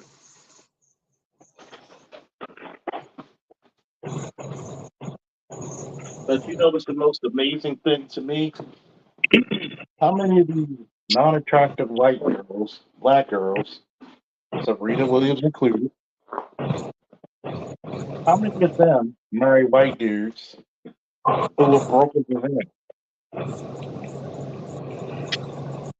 Not only is the dude broker than broke, he doesn't have as much money as her, but have you seen him? No. No, hey, I'm not, obviously I'm not gay and all that, but I'm just saying, even for a Well, white guy, I mean, I would think Serena could do a little bit better. they're not traditionally handsome men. And That's then on just the top of it, why is Serena bleaching her skin? Am I the only one noticing this? Oh, I've been seeing that shit because she Her and her sister, especially Venus, because Venus, if you see her with a black man, she hold that motherfucker for jail for the police. They don't like being black. But guess what? It was black men that made her into a so-called sex symbol. White men were calling her monkeys. And you got that's the things we get. Make you into a sex symbol, but the people who call you monkeys, you praise. Your black daddy sacrificed a hell of a lot to put the tennis rackets in your hands so you can be the people you are today. But once again, our love will never be good enough. Our sacrifice will be in vain. I watched this We will movie. never be. It's a movie about Bruce Lee from the '90s called Dragon, the Bruce Lee story. Yeah. There's a scene towards the end of the movie where Bruce Lee is back in China and he's in his house, and a producer comes to see him. Another Chinese producer comes to see him, and he comes to Bruce's house and he say, "Hey Bruce, I got this movie for you." And Bruce Lee says, "I can't do it. I'm getting ready to pack it up, go back to the States, and start filming Enter the Dragon." And this producer asked Bruce Lee, he said, "Why is it our love ain't good enough for you? Why do you need them to love you?" He said, "You have everything you could possibly want here in China: money, fame, women, power." He said, "But you're going back to them." I always thought that scene was really, really prevalent. That's a lot of Yeah. that's the same mindset that a lot of black women have. Our love will just never be good enough. They're going to need and notice it's always the love of white men. They always have to have yeah, It's but never a Sheik. It's never a Mexican. You know what I'm saying? Never no type of Latino. It's never a Asian man. It's always that white man. they Only have their then do they word. feel good about themselves.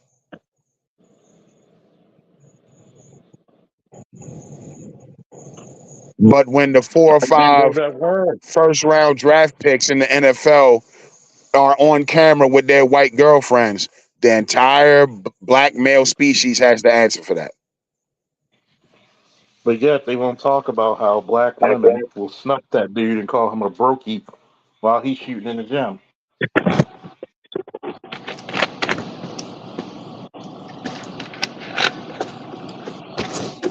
You broke. You can be making 65,000 as a postal employee, and you'll have a black woman who makes half of that call you broke. You a broke nigga. Well, you forget While black while women project so much. while she makes half of that, and she has food stamps and rent vouchers to survive. That's literally the only reason why you're not homeless, because the government subsidizes you, and you'll All you call got to this remember, man broke. Hey, angry. Let me expound on that real quick. So it's a very interesting point, and I do agree, right? Um, so they're trying to compare us to somebody, right? Or they're trying to compare that black man to somebody. Like you're talking about those individuals that are getting their entitlements and stuff like that, saying if you're not making X amount of money, then you're broke. All right, cool. So who are they comparing us to? That's a rhetorical question, y'all. Now, are they looking at it from a standpoint of why should I give up all the entitlements and the privileges in which I have right now just to get with you, and you can't make enough in order to try to um, battle for my privilege? Now that goes to all the black women that divorce their rich black men, and then they could take a piece with them. Now, when that stuff starts to drop a little bit, then that's when you start to see them come back out in order to sacrifice that black man again and his name and his image, and then say, "Oh, he was this, he was that," basically drudging up the past.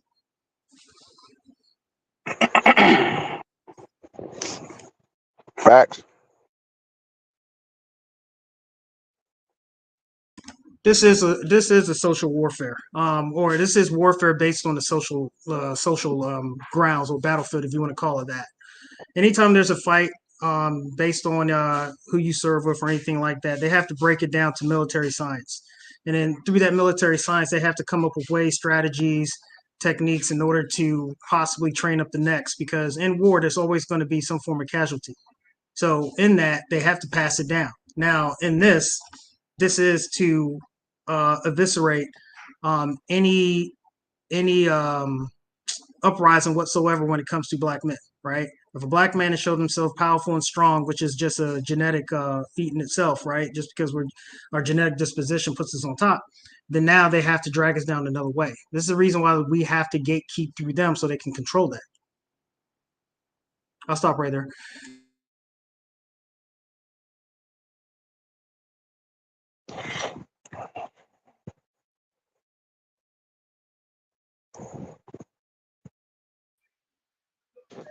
You know, it's funny what you said Gideon about back. that. Is that when you look at it, women project, meaning they're always going to tell you how they feel and put it on you. You're ugly. What is a woman telling you how she feels? You don't look so cute. What did you think she feels? They don't want to admit that they put up a inferior product. It's not that black women are inferior. The product they produce is inferior, which is their attitudes, their lack of support, their lack of love, caring. You want to chase the bag so much, but then get mad when a nigga treats you like a prostitute. Look at Shawnee. Hmm. You want to bring your book out and chat like the big dumb oaf that he acts sometimes. I wish he sometimes grab his balls and stop being such a dumb simp. But then again, majority of athletes are simps. Instead of being a big dumb dope, taking it on the chin, being the bigger man, and be like, yeah, I cheated on this bitch. Look at her. You expect how many of you motherfuckers made the money I made and still making? You think that's gonna? You think those men don't have side pieces? But yet, how many times do black men get divorced with white women? Tiger Woods' wife. After that incident, you didn't hear shit about her. Nope. You just didn't. Yeah, you sure didn't.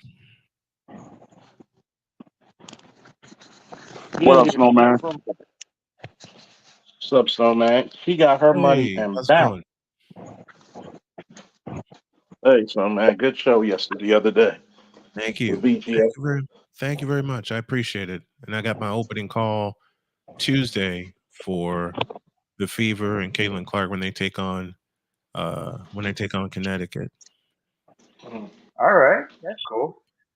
That's great. I decided to Great, go great. for it. Let me May I, Charles, please? Go ahead. If Roosevelt, William Snow Jr., George Edward Downs, and many other men that came before us didn't teach us anything else, they taught us don't let a motherfucking person stop you from catching, forming, chasing and catching your dreams and then forming another one and chasing after it. Nope. Period. I said in my diary, um, my dad would repeatedly tell me, don't let anybody, not even your mother or me,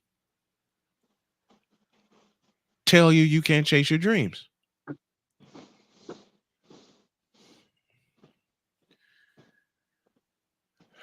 And I still get shit to this day because I'm 51 and I'm chasing my dreams. And oh, by the way, I married a Becky who has been absolutely wonderful to me for 6 years. Hell yeah.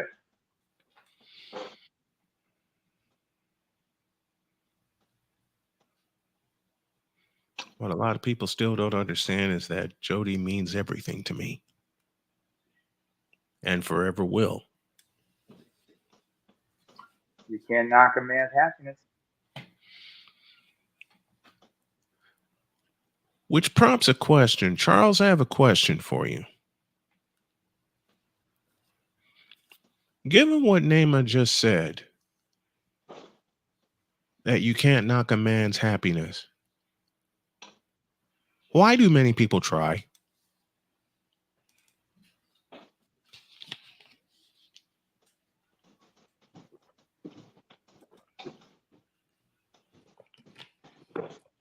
That's been a burning question of mine. Why do many people try? I mean, if a man's happy, a man's happy.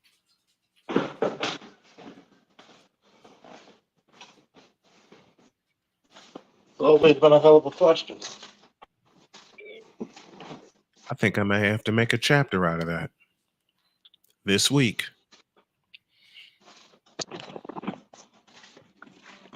Matter of fact, I'll do it before I go live with the basketball game.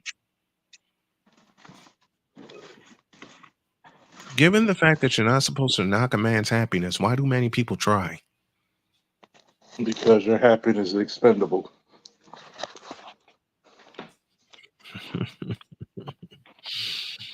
That's a hell of an answer. You're happy. You should be happy doing something for me. And yet, many black men have not been. And they're finally learning how to speak up.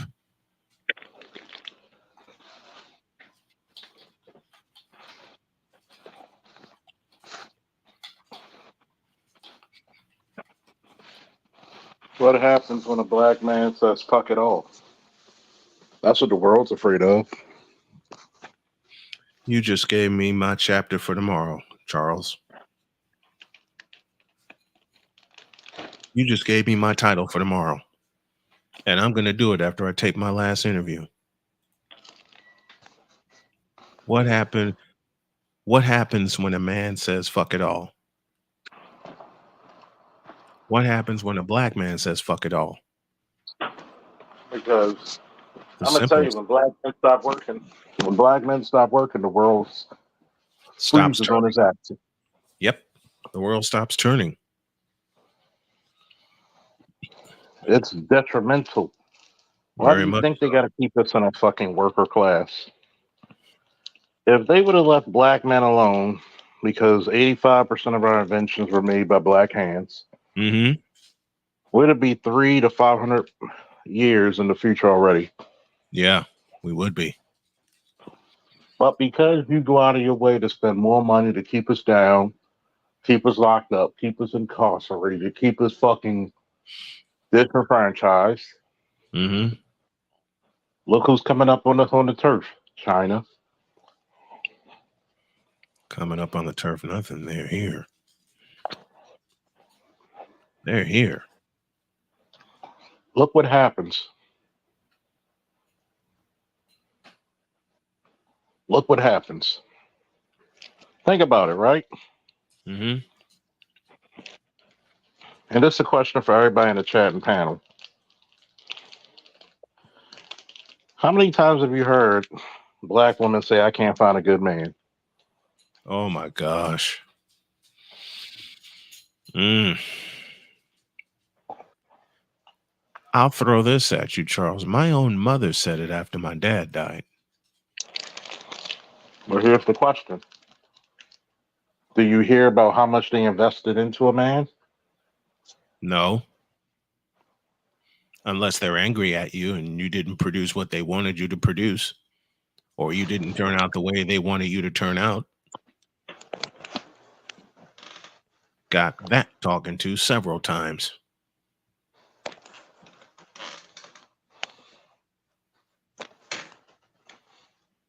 I want you to think about that. You ain't shit till they need you. Mm-hmm. And you never will be shit until they need you. And once you tell them, fuck you, then they really get pissed and then they realize what they did. And think about it. They get so upset about white girls Yep. being with black men, but they'll never talk about how you treat those men. Now, one word is how, oh man, I treated my guy like a goddamn champion. Mm-hmm. None of Never that. hear that shit. You How never will. I often? believe that man. Go ahead. How often, in terms of the way that black men are attacked on social media specifically, how often do you see white women who date black men attacked the same way? You never do. You don't. You never see that. The question is why.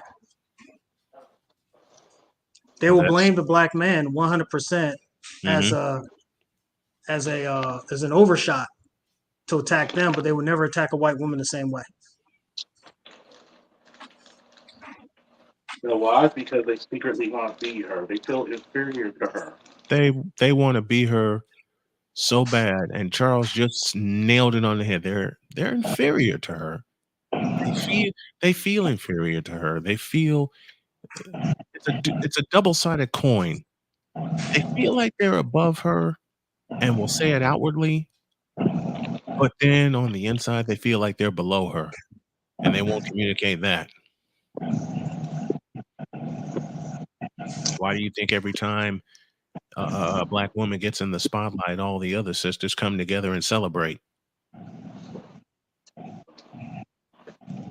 Because this generation of black women are very shallow. Bada And bing. to your point, Snowman, just look at this Caitlin Clark chick. Mhm. Look how black women on social media are so Pissed, jealous. pissed and jealous. Oh, why Angela Reese? Why she don't? Why they not broadcasting her game? And why they give Caitlin Clark the shoe deal and all this shit? But yet, when you ask these same bitches, do you even watch the WNBA? They won't even bother to answer the question. Because they know they don't, and they don't want to admit when they're wrong. Why do Okay. you And then care so much about whether or not a black woman is getting all the shine for some shit you don't even watch?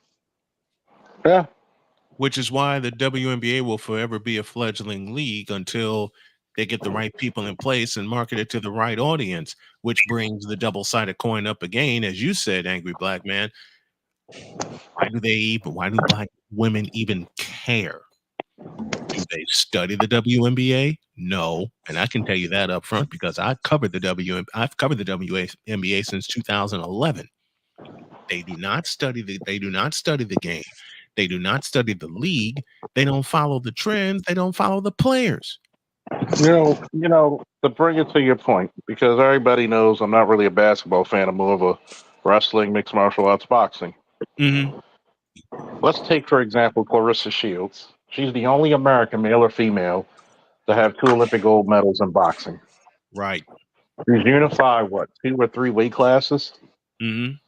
I think 3. You know, yeah. You know why she's not hailed in the pound for pound situation? Level of competition. Yeah, she's Mm-hmm. already beaten the world. I think she's a great boxer, probably the greatest female boxer ever. Yeah. You know, but you got to compare it to men. How Mm-hmm. many men are gonna compete for that? You got a murderous row. Think about it. Let's go to the second greatest time of heavyweights, which was the 90s. Yes. You had literally a murderous row just to get to the title. Mm-hmm. Even people who were B level fighters will beat the fuck out of guys who were top A plus fighters today. Yeah, they will. Easy. Let's look at the 70s, the greatest era of heavyweights. Mm-hmm. Who the fuck right now will fuck with Ali, Foreman, Frazier, um, the Clooney Holmes, brothers, Holmes, Clooney, um, fucking Black Hercules, Kid Norton, Ken. Ernie Shavers. Ernie Shavers. God damn, that man could hit. Who Mm-hmm. was fucking with the? But here's the problem: Like what I said on the show with you and BGS, Mm-hmm. you need somebody who's very skilled and compelling. Why do you Yes. think we call Amanda Nunes the greatest female fighter of all time? Because Skilled. she can do shit. Her skill level was so far beyond other fucking females. She Right. can hit. She can submit. She can do. She can box, kicks. She had skills that men developed years ago. You didn't see that in so many women. Mm-hmm. You really Give don't. me one sport. Give me one sport where the women are superior. And Besides then what's here's the biggest thing. I mm-hmm. can look at watching and get WNBA. Them bitches don't train. They don't. What's that? Same thing. Very I will say very few do. And I'll use my experience in covering the sky back home in Chicago. I've seen them practice, but and we said it Friday, they don't train hard. Very few do. Very, very few do. And I can Dog, tell they're you, too busy trying to be models. yep, Angel Reese, hello.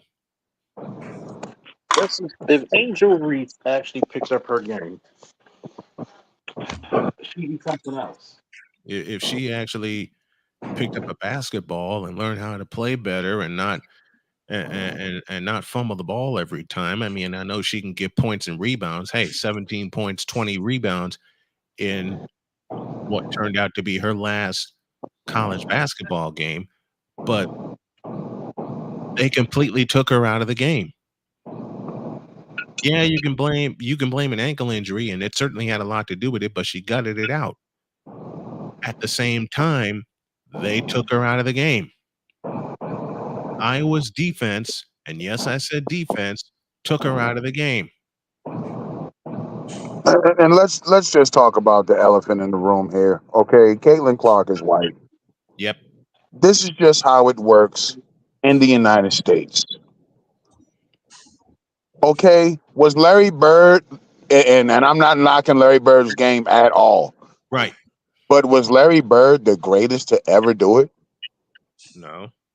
Was he ever the fastest or the quickest or the highest jumper or the most flashy, prettiest basketball player? But you No. know what? No. Larry Bird made white people tune the fuck in, which Yep. means advertising. He brought he This is a fucking business. hmm Period. he brought them all. He brought the eyes in a town that is racist as hell. Let's just be real about it. Boston, Massachusetts, in a town that revered a black man, Bill Russell.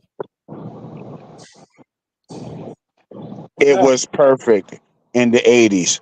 Larry Bird and the blue collar hmm white Boston Celtics versus Los Magic Angeles and the black flashy Showtime LA Lakers. You couldn't write that shit any better. You No, you couldn't couldn't. Okay. write that. You couldn't Larry film Bird these. made people tune the fuck in, which meant advertising, which means more money for the players. You couldn't film, as the great Al Michaels said. You couldn't film that in a movie and make it look that good or that perfect. It wouldn't be that believable. If you Exactly. made it a movie, you wouldn't even fucking believe it. And so it's the same thing with Caitlin Clark.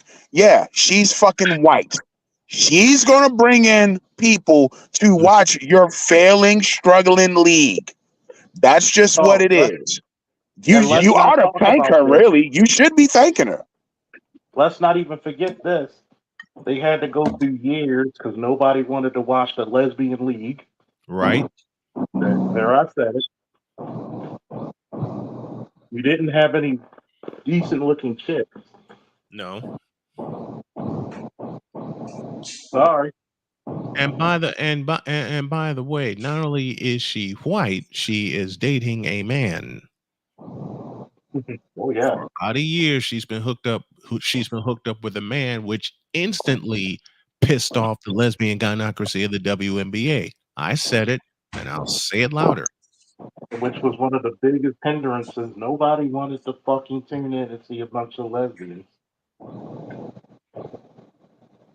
And the Sorry. only people that tune in is because they really loved basketball. I am one. It's like for this question. Did the men complain they weren't getting paid as much as Serena Williams? Hmm. No. Hmm. Should I say that again for the niggas in the back? Please do. Did the men complain that they were not getting paid as much as Serena Williams? Nobody mentions that shit, do they? And they won't Nope. either. Nope. They don't mention that shit. And they never Did the will. men in the UFC complain that she was getting paid more than 97% of the men in the UFC? No. They were thanking God she was there so they could get their raises. Sort of like golf and Tiger Woods. Yeah. All right, He y'all. made people tune the fuck in, Since 1997, which means more money. when he blew the piss out of the field in Augusta, Georgia. What? A black man winning the Masters by 12 strokes? What? Oh, Was that it made a not a lot of people compelling? upset. Was it? Look, he won that shit by 12 strokes in 1997. During a period of time where this country, sports wise, was going through a real paradigm shift. Tiger Woods shows up and shows out.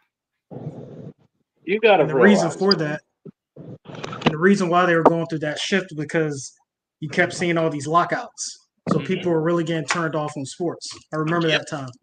Yep, I do also. I gotta do remember. also. Come here, Lucy. It's just simple dollars and cents. That's all it is. And it once again shows the difference between how men think, And how women. particularly black men, and how women think, particularly black women. Absolutely. Black women are shallow, superficial. Everything is symbolic. They live vicariously through what they see on television. Mm-hmm. They More so don't understand, nor do they want to understand, that the WNBA, at the end of the day, is a business. It's a fucking business. When Larry Bird got his Converse deal, nobody bitched. Same with Magic and same with Julius Erving. And remember when the time that Magic and Larry Bird appeared, Julius Erving had just been merged with from the ABA in 1976. Not to mention Kareem Abdul-Jabbar was already there. But it took Magic and Bird to bring the eyeballs. Yeah. And bring the money because the NBA was on the verge of bankruptcy. Yeah. People don't remember that. And people don't understand that until the NBA World Championship Series in 1982. No, check that. The Conference Finals Series. Both East and West Conference Finals Series. It took until 1982 for the games to be televised live. Larry Bird and the Boston Celtics, along with Magic Johnson and the Lakers, did wonders for the NBA. The games were live again because they, even though you had a new team in the Houston Rockets in '81 that competed for the title, it still wasn't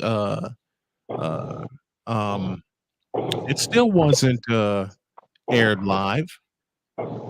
It was not on the same level as baseball. Right. In fact, the real time when they took everything live, including the playoffs, was 1984.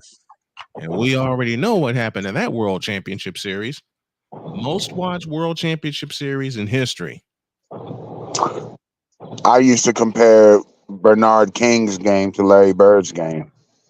Oh, that's not a far off comparison. You know, but even as a kid, I understood that dynamic. Mm-hmm. Listen, white people, it's no different with black people when it comes to these comic book movies. Yeah. Why did Black Panther make $1 billion? Because black people want to see a good fucking Marvel movie like anybody else. Mm-hmm. And it's one thing to give us it's one thing to give us Thor and Iron Man and fucking Captain America and shit and Spider-Man and all that. But you know what? Black Panther's just going to hit a little bit different. And it's certainly because good. number one, the characters look just like you. Yep. It's the same thing. When white people turn on basketball, they might love it, right? Mm-hmm. It's going to hit different when you have a white guy that's a star. Yeah. And particularly a white American, not some European guy and shit, but a white American, it's Can going to you hit a little different for them. Can you say That's that just what it again? is. Can you say When's that the again last for time those you of had a us in white the cheap American? seats? Can you say When's the that last again time? for those of us in the cheap seats at old When's Chicago the last Stadium? time you had a white American basketball star? It's been a long fucking Been time. a I don't while. remember. It's been a I while. really don't remember the last white American star. I don't. Larry Bird? Maybe Larry Nash. Nash No, Nash was Canadian. Nash wasn't Wasn't he that big. Canadian? Yep. Steve Nash, Nash was Stockton. Canadian. Nash was Chris Canadian. Mullins, John Oh shit! Stockton. Yeah, it was Stockton. Stockton, Chris But Mullen. Stockton wasn't a star. None of those guys are stars. All right. Like Well, Bill Right. Bradley, Larry Bird. maybe. Well, in the contents of them like having that hope, right? I'm not going to say the whole word, Right. but the last person to compete against a juggernaut was John Stockton in the Utah Jazz versus Michael. There was a lot of people that was looking for Michael's downfall, and he just kept fucking winning. And that went for 20 John years. Stockton was a very good player, Hall of Fame player, but he just wasn't on the level of Larry Bird. I don't I think the agree. NBA has had a serious white American star since Larry Bird. Since Larry Bird. They had a lot of white players who were good, and even the ones that snuck through and made the Hall of Fame. You mentioned one, John Stockton.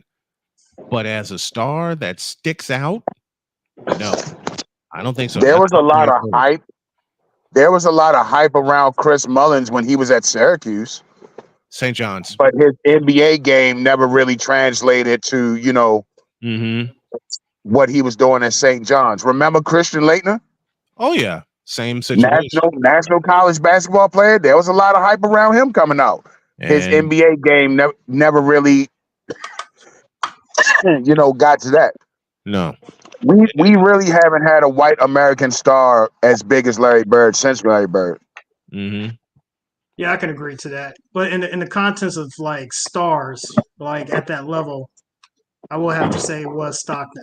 But at the level of Bird, no, there hasn't been anybody Right. like a transcender. And he didn't even have that longer career because he had back issues. Yeah. He retired in 92.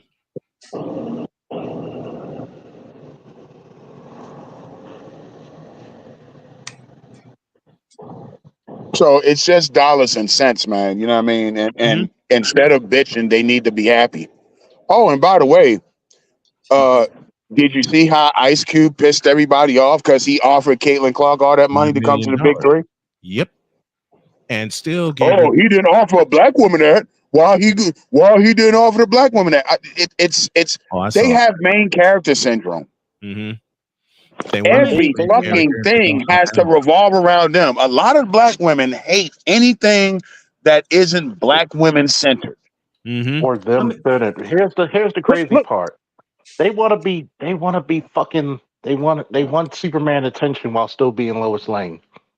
Let me say something on that real quick. They want to have the attention of Batman when they're still Robin.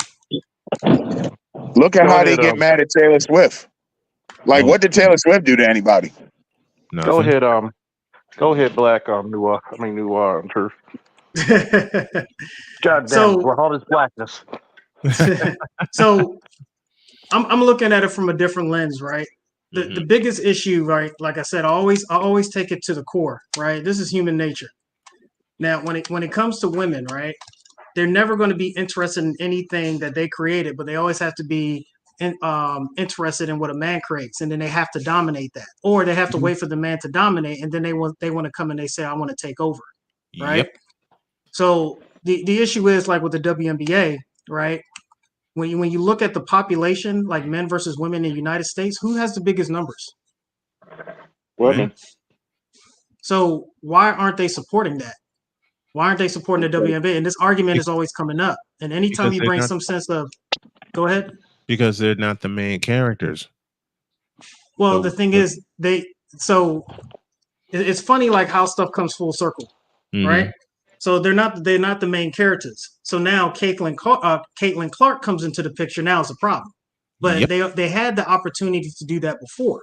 They have the opportunity to do that now because when they were comparing Caitlin Clark to Larry Bird and then Angel Reese to freaking Magic Johnson, they're telling you that yo, like we're gonna really push this because y'all two are gonna be the moneymakers. But it's turning into oh, but why she gotta have that attention? It's like yo, Angel, they're comparing you to Magic in terms of the rivalry, and you're coming up here and you're saying the stuff that you're saying, and then they're looking at other sports like soccer, like the U.S. soccer team. Oh, we're not making the same money as them, but we're bringing in a bigger draw. I'm like, are you sure about that? Okay, You then I we'll would can't. give like to you. say something about that. You I know. want to talk They about that actually actually. said they actually found out about the women's soccer league. Hmm. They get a cut of the men's, even though the women didn't play, and they still get a cut, The and they didn't do MLS. shit. And the men are actually getting paid less. Yeah. Here's the crazy part: women never talk about equality when it comes to men. It's only their equality. Yeah. You don't hear Hmm. women say, "I want to be an equal. I want equal amount of women." You know, being trash truck drivers, or picking up the trash and being a Oh, sanitation engineer. you'll never hear that. That's why women are so fucking phony to me when I hear this equality bullshit. You only want equality to where it benefits you, not to where Mhm. it benefits everybody. Let me leave Shouts y'all out with to Kevin let Samuels. me let me leave y'all with this. When Hmm. I first started broadcasting in 1995, I had a black woman approach me wanting to be my color commentator. Give you three guesses as to what she tried to do in the 2 years that we were together. Oh, she tried to Try take to be over. Try to colored. Try to take She over and be try colored. she tried to take play by over play. and do play by play, and I'm the one who trained myself to do it. And Get the fuck out of here. she kept asking me, why won't you let me call the game? Because it's my responsibility and it's radio. This is Never. TV. Oh, she As understood a I, that matter if of it fact, does fail, then you're going to get the hit because that was your call. Yep. So it's still a yeah, sacrifice. It's still a sacrifice, but I know one thing. They kept me around for 14 years. yeah. I'm gonna tell you what it is. It's like every time I hear this fucking equality shit, Hmm. she who will not be named would always talk about this. Is the reason why we don't have a female president. I said, let me ask you this question: who's the worst supervisor you ever had? Well, it was Sergeant such and such. She was such a bitch. Aha. Who's one of the worst commanders we ever had? It was a female, a major. Aha. What did she do? She broke apart the best drug unit in Baltimore. Get the gist? I said, there's a reason why. It's not because we don't like women in charge. It's because most of you bitches only do what you want to do because you want to have the stroke. You want to have a dick. It's not about saying, I want to leave my mark on society. I want to Hmm. make things better for everybody. I just want to walk around with my fake vibrating phallus. Let me throw you a curveball. I've reached out to at least 20 black women in broadcasting and say, look, I got a platform, I got a morning show. I'd love to have you as a guest. We can tape in advance if need be. Yeah. Here's your question. How many responded? None. None. None. Yet, every white female broadcaster I've reached out to has been on my show at least 3 times in the past 4 years. And they've left me reviews saying they love coming on, they love the conversation. Yeah, tells you who wants to be in charge and who knows what their roles are. It's like, when I started my security firm, Mm-hmm. right, fellas, Yep. and I had people partner with me. Do you know how many boots on ground we got? We got boots on ground, people putting in work, trying to get contracts, promotions. Mm-hmm. How many women say, well, you know what? You got all this experience, and I know friends who have parties. You know what women always try to do? Instead of support your business, there's only one female, which was one of my exes, who hired us and paid us top dollar. Mm-hmm. Every other female wants to take a every other female wants to take a fucking a cut. Why are we not surprised? A Why are cut. we not surprised? Let me get They out of want to here. hook up. I gotta get a little bit of rest and then get my daughter to work. I'll try Yeah, if you're that still reminds on, me. I'll try and come back on. If not, I will talk to you all later. I love you guys. Thank you. Love All you. right, Hey man, be snowman. safe. You got to remember that women don't want to be the ones who dig up the ground to build the foundation. They want to come when there's a finished house. They want to build with you. Ooh. They don't want to fight the war. They want to be the motherfuckers to stand on the hill and poke the flag in the ground. Oh well, you trying to say that women don't play their part? You don't anymore. You don't. And I'll give you any example you fucking want. Here it goes. How many times do you see women build companies that employ hundreds of thousands of people and look out for them? Very few. And now you have all these grants for women and women of color and women with three legs, women with a dick, all these benefits, and they don't do it. You don't see the women saying that I'm going to go through the bottom and I'm going to raise up like that. You rarely see it if it even happens anymore. Here's my biggest example. When did men stop being men? When did men stop protecting the city, the state, and the country? When did men stop innovating? When did men stop building? When did men stop cooking? When did men stop anything? Is it still predicated for a man to get out there in the world, struggle, and build his own? Absolutely. But tell me, why do you get to pick? Why do you get to make the choice of what type of man, what man should do? You think your grandmother would fuss about going to the Cheesecake Factory when your grandmother had to go to your grandmother couldn't even go to fucking certain fucking parts of town to shop in because they were discrimination. There was no integration. There was separation. And if she did go to the Cheesecake Factory, would she be able to walk in the front door? Mm-mm. Strictly in the back. There was segregation. She was most of your grandmothers would have been happy to go to the juke joint for some fried fish and okra. Well, the juke joint was for black people. And this is the problem Hmm. with the modern 21st century black woman. They don't like anything black. No. What do they do when they go to a white restaurant? Are they on their best behavior? Nope. Oh, do you mean are they twerking on the table? Oh, Are they absolutely not. twerking on a but you'll do it at a sophisticated black restaurant quick. Well, hey, he shouldn't have played that music, right? And then try to You know how cancel that him means when he told you to stop. exactly. But you gotta think about it. I hear rap music all the time, but I'm not robbing a nigga. I carry a gun Nor am I 24/7. drinking lean or popping pills or shooting people or joining a gang. Nope. I have common sense. But you gotta listen to the song and you gotta act like a fucking whore.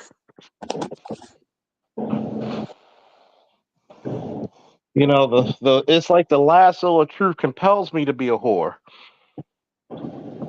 Like, I mean, god damn. And then teach people that that's the way you're supposed to behave, or they're going to kick you out of the sisterhood, or call you pick me. And if you even there's that word again. What my grandfather's wife would have been called for combing his hair and kissing his forehead. Oh, she's a pick me. Yeah, she got picked. What about you? Yeah, because apparently nowadays there's something wrong with male and female companionship.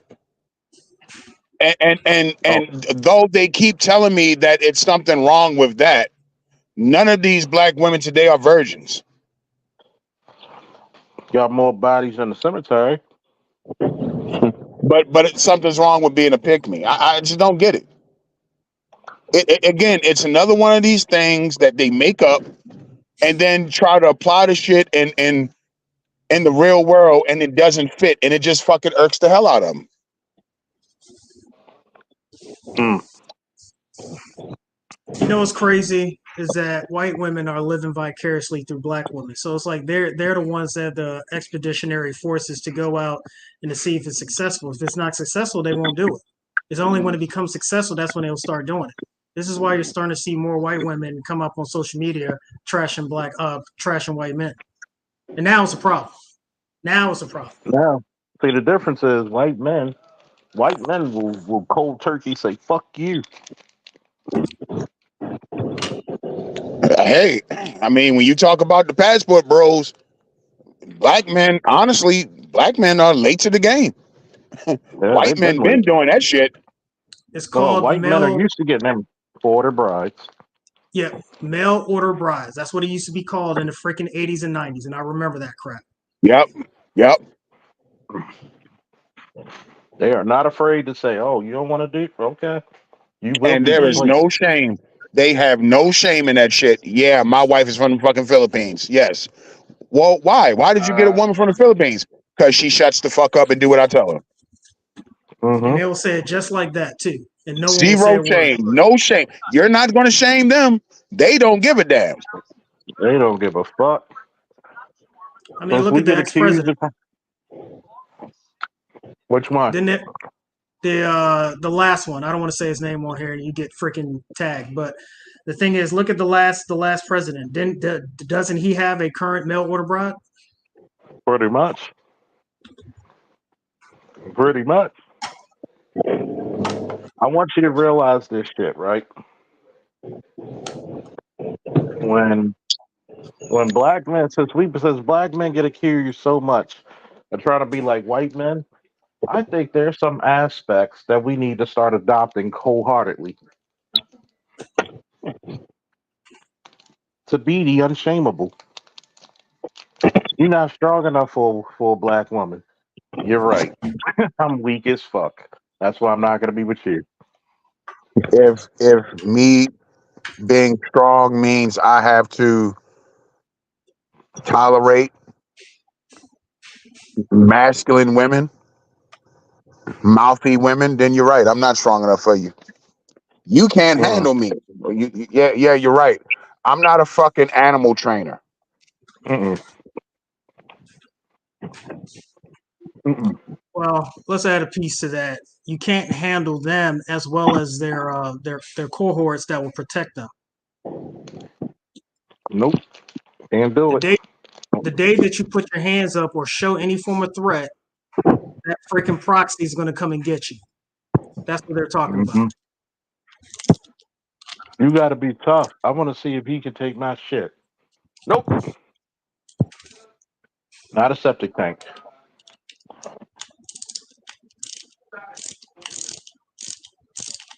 Not a septic tank.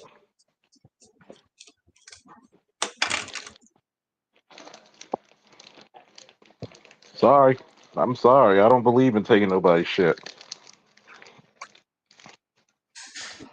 So It's a that very means I got to take the abuse.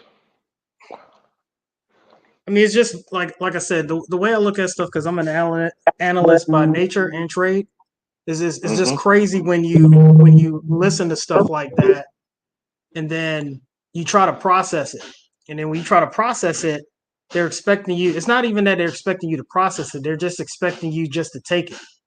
And sometimes they will just come out their mouth and say, "Why don't you just take it?" I've been told that so many different times. Why don't you smile more? Now, when Kevin Samuels asks a black woman to smile, he's getting eviscerated for that. And it's like, oh, so we're supposed to smile, dip our head where we go, and stuff like that. That means that you're trying to exert or project a form of authority that you think you have. But then when it comes on the flip side, if we was to disappear, your parachute's gone, and then you don't want to be the base race that has to deal with all the bullshit. This is why they got so upset at the passport bros. It was like, okay, fine. You're like, if you want to do this, we're out. Their parachute is gone, and then now all of a sudden, oh no, we need to shame them to come back, and then they're not coming back, and then oh, okay, well then we're gonna call the feminist movement over there in that country, and then lie and say they're just up there just trying to, you know, basically take advantage, and then get people deleted. Oh, that's not what we're doing. Oh, you men know what you're doing. It's like, okay, cool.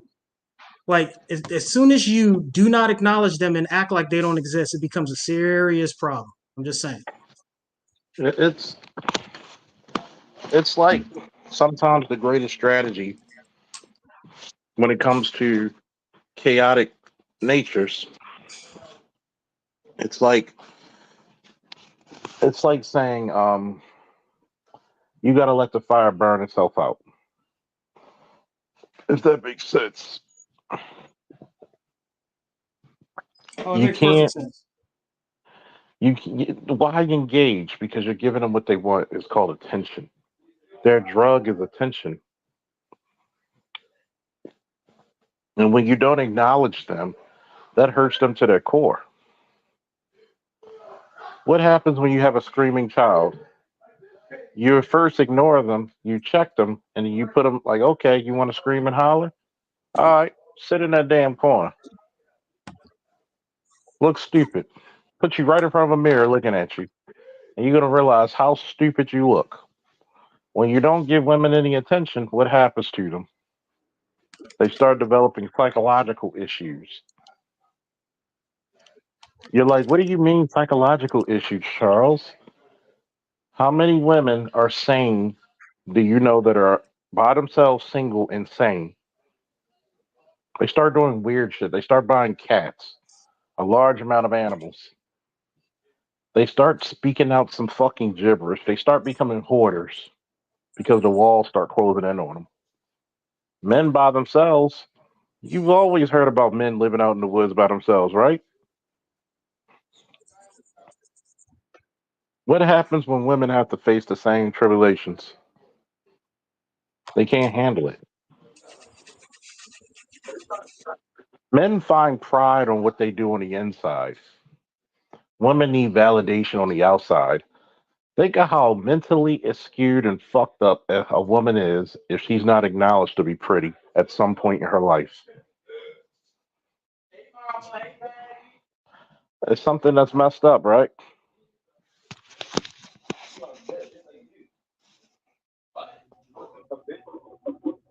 Yeah, they. I mean, just look at the gym culture of today. They have to be seen at all times. Everybody's in the gym just trying to get their workout on, but leave it up to the woman to come in the gym and now have to create a scenario where she's the main character. Oh, this guy looked at me. Oh, I'm uncomfortable now. Oh, he's a weirdo. I'm afraid now. No, bitch, he's looking at your ass because you know what you're wearing, and that's why you set up the fucking tripod because you want to use this guy to glance your way for 2 seconds for content. Because you're a cringy bitch like that. You're desperate for attention. Oh, you know what started happening with that? So, of course, the big thing that we've been talking about, which is the big elephant in the room, is that when people get their money messed with, now all of a sudden it has to be handled. So now gyms have been going after women who've been setting up tripods and stuff like that. They've really been going after them. It was like, hey, you're making the gym, you're making the occupants uncomfortable. People are canceling their memberships because you're coming up here doing this, and they're being held accountable. and they're not liking that. I mean, Joey Swole has called people out and explained what it is, and they're trying to get him canceled, and he went right back at him. But what's the difference? What's the difference with them? Oh, that back feed's bad. Oh, I'm sorry. Hold on. The thing about Joey Yeah, Swoles, which is a I perfect love that guy. example, they're trying to go after him, but the difference is they're trying to cancel him. But what is Joey Swoles and why they can't cancel him?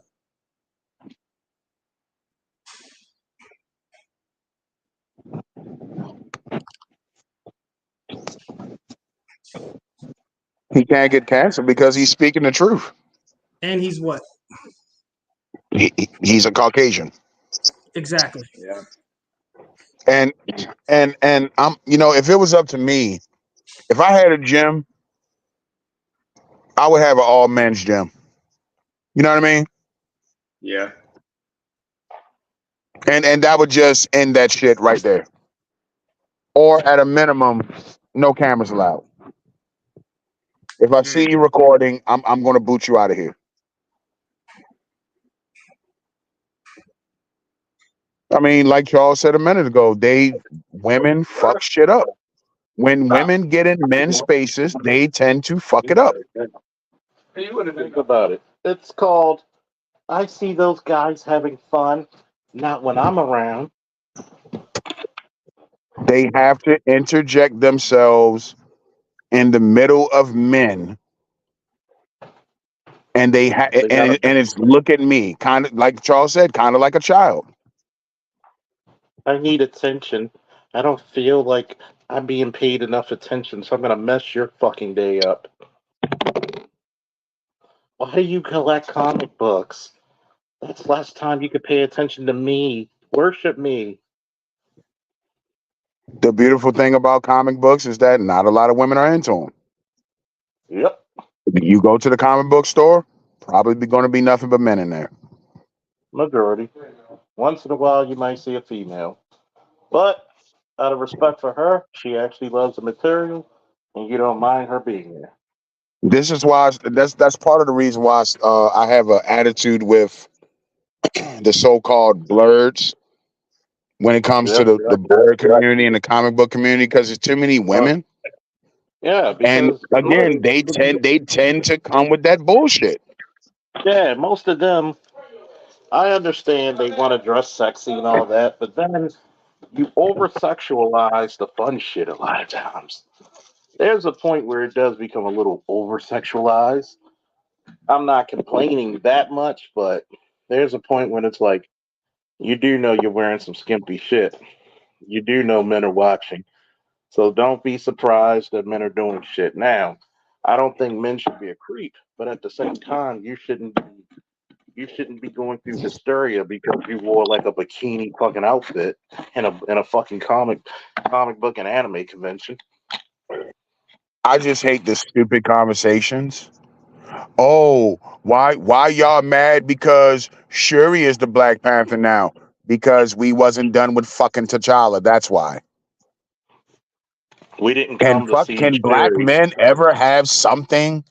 Can we have something too?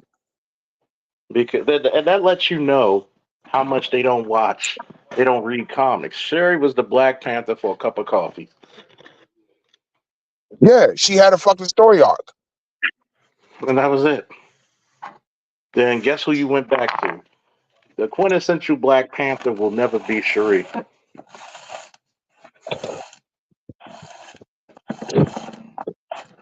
Sorry. Oh, Just like why you didn't like Riri Williams in Black Panther? Because Riri Williams fucking sucks. yeah, Oh, she's you a just hate snarky black black women. chick. No, I don't hate No, black women, but Riri Williams fucking sucks. And she nobody sucks likes as the character. she sucks as a character. She has no depth. Why Miles Morales got to be kissing on the white girl? Uh, because we hate you. Is that what you want to hear, Keisha? Is that it? And by the way, Miles Morales is like black Hispanic as well. They forget that. But They forget nobody that. did. But wait a minute, Charles. Who did the main complaining about the black girl being Little Mermaid? Was that black men? Nope. That was the other community, right? We Yep. didn't get mad when they made Shorty Little Mermaid. We didn't bitch. We didn't care. We didn't care. But when we have Miles Morales, when young boys get to go see Miles Morales, here you black women come. You gotta Uh-oh. shoehorn yourself into the middle of that. Oh, I don't like Miles Morales being with Gwen Stacy. They should put a black girl.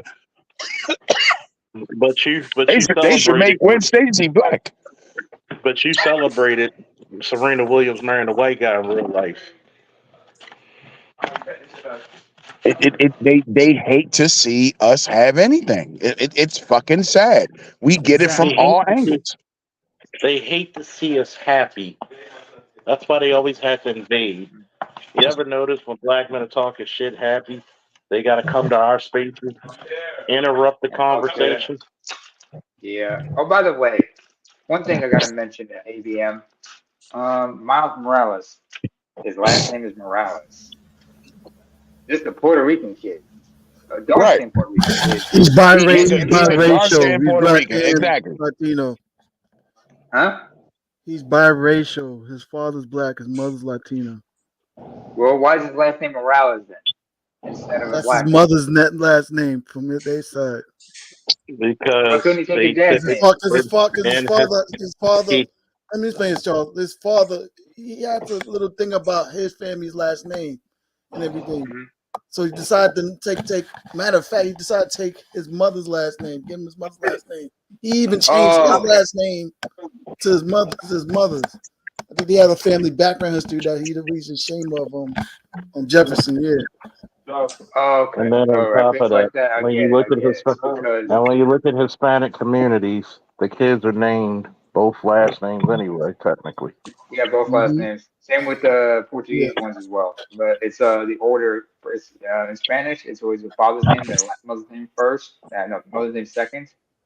But if it's Brazilian or Portuguese, it's the other way around. Mother's name goes first, father's name goes last. But you're still part of that. That's your father's last name. That's first. That's common. Yeah, the What? couple's different too, also, because my twin cousins Huh? is biracial, but they got my cousin Well, last name, not their mother's. we'll check the drive. You gotta remember that a lot of this shit with comic books, women called you a weirdo, they called you a lame, they called you a nerd.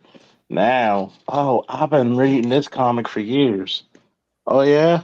Tell me about it. Uh um I'll get back to you.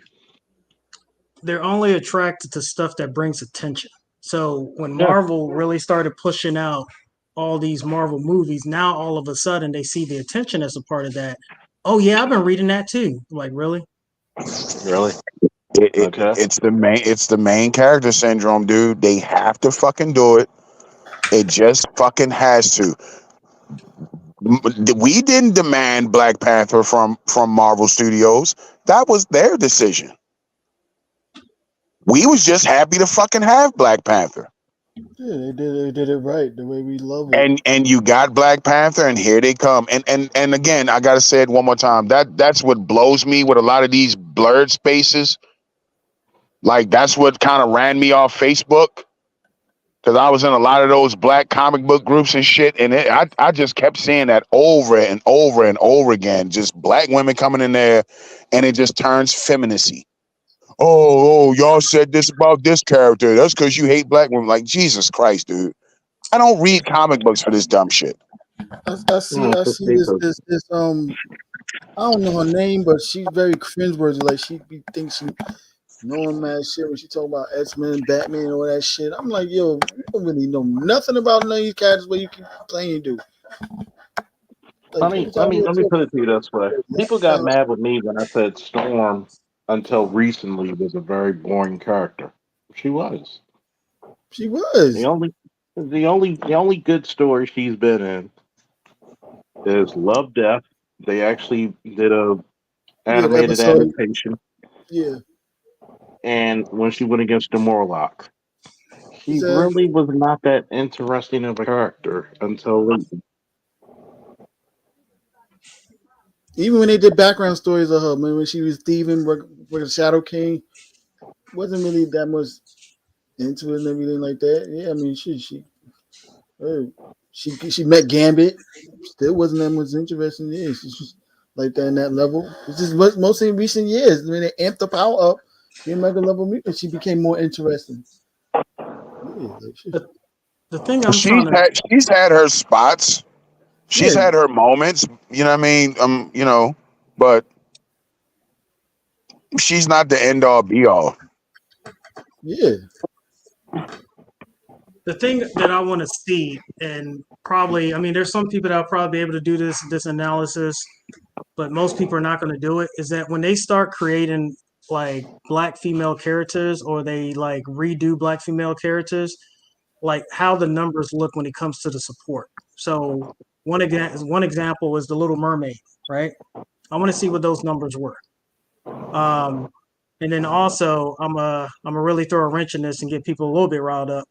Is have y'all seen what happened to April O'Neil from Ninja Turtles Oh my recently? Yeah, God, Jesus oh, Christ. I'm glad you mentioned that. Jesus fucking Christ, dude. I'm like, yo, what? Now, where's the support in that? You're getting what you want, but then you have to find something else to complain about. So the whole purpose is just to find something to complain about. You're getting these characters and you're not showing any support whatsoever.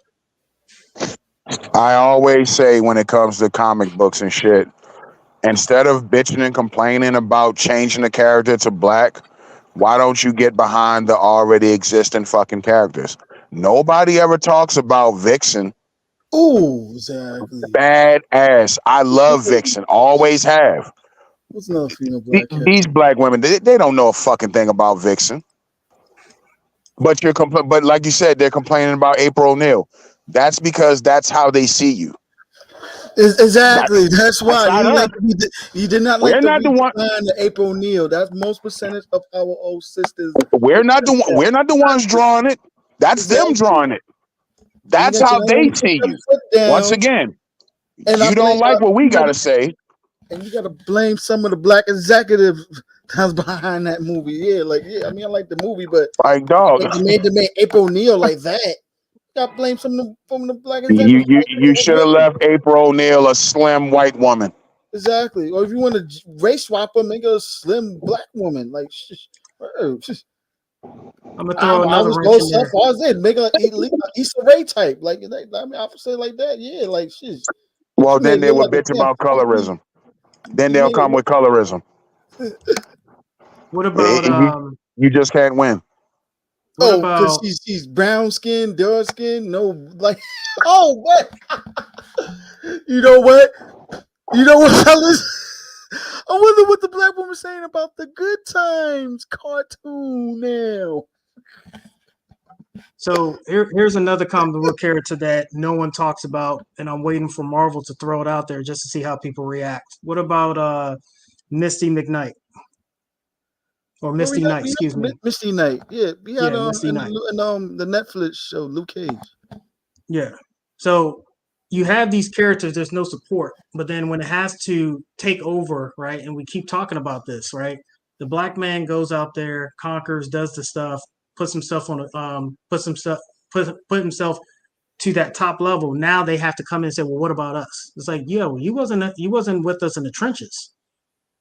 We're doing it so you don't have to go through us in the trenches. You don't have to suffer from the PTSD, seeing blood, seeing freaking bodies and all this type of stuff like that. But you're coming as if we were suppressing you from doing that. All right, so come in the trenches with us. No, we're not doing that. Okay, cool. But you should still put us there. But that's your job is to go through the trenches. You see what I'm saying? That's the crazy part about it. You know, funny. Once again, I once again, don't hear none of them saying about Monica Rambeau. once Yes and again, no. it's simple dollars and cents. Uh, let's just be real. Comic books not making a ton of money. Most of the people that buy comic books are white males. Most of what's left over after that are black males. But they're You coming black with women don't go in stories. comic book stores and drop money. Therefore, you don't get to have a say so in what characters make it on the big screen. You just simply don't. I mean, we got agenda written type people, writers behind the scenes writing these dumbass stories. Of course, they ain't gonna make money the way it is, but they keep shoving it in our face. Oh, they're losing money. They're losing a lot of money doing this DEI stuff. And you brung up Monica Rambeau. She never made a fucking dime. Nobody was buying her comics.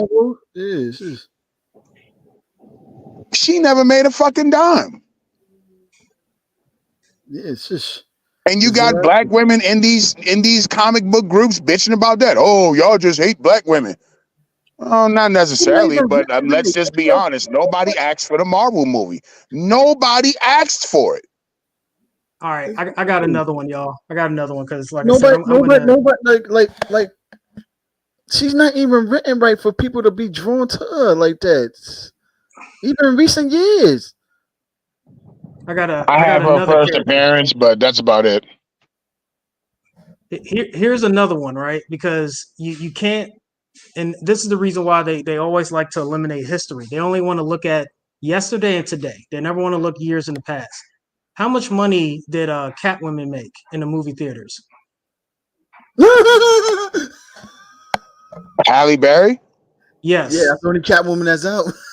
Bro, do you know to this day I've never watched that movie?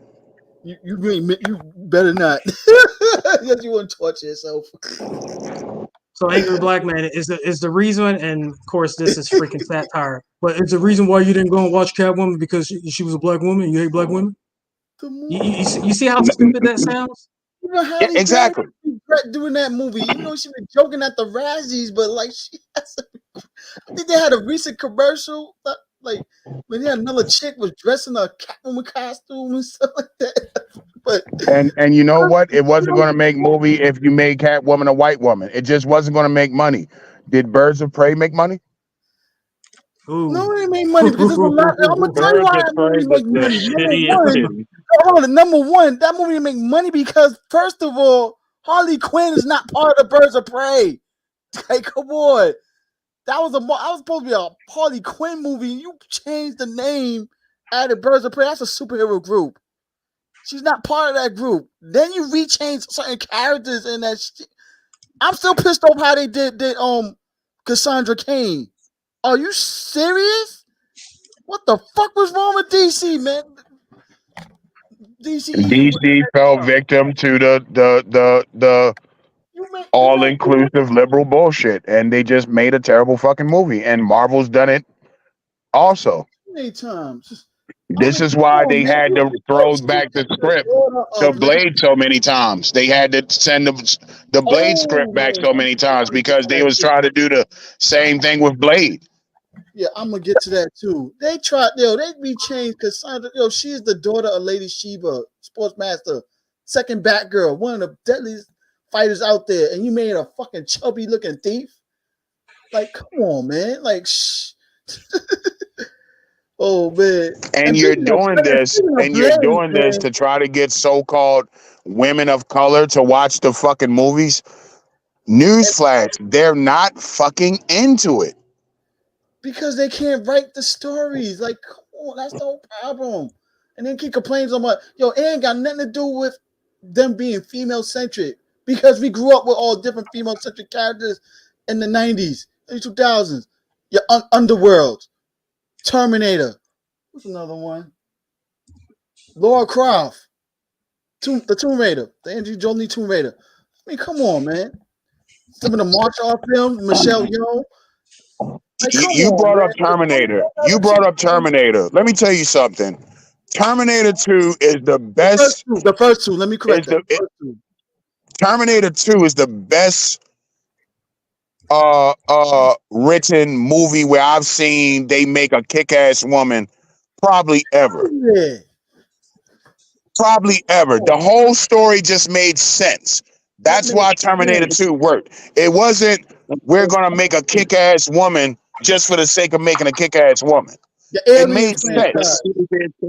She was being chased by Terminators for 2 years. She noticed the first Terminator movie was a horror movie. The second one was a sci-fi movie, and by then she became real grizzled.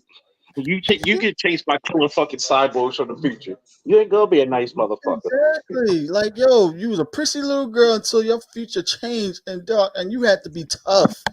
Yeah, That's different. and that's what made the movie. He was badass in that Exactly. movie, man. That's what made the movie. We liked it so much. I don't Yeah. even put Zeta into that. Sure, I don't Country. Zeta boy princess. Dude, I had no problem with that show. Like, come on, man. Like, they ain't going to women Thank empowerment. you. Nobody anywhere had a problem with that. There was just good stories that happened to be It wasn't female. a feminist movie. It was just a good movie. Exactly. Like, come on, man. And people getting mad because you know why? Because you keep making Mary Sue characters. Captain Marvel, Ray Skywalker. Who's the recent one now? That damn chick that's supposed to be playing Snow White. Ooh.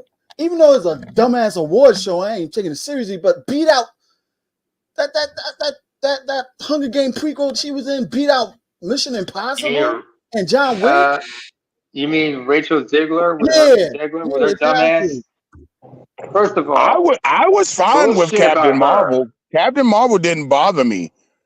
No. But when you start bringing in Miss Marvel and then Spectre and Monica Rambeau and all that, it just that's what nobody asked for this.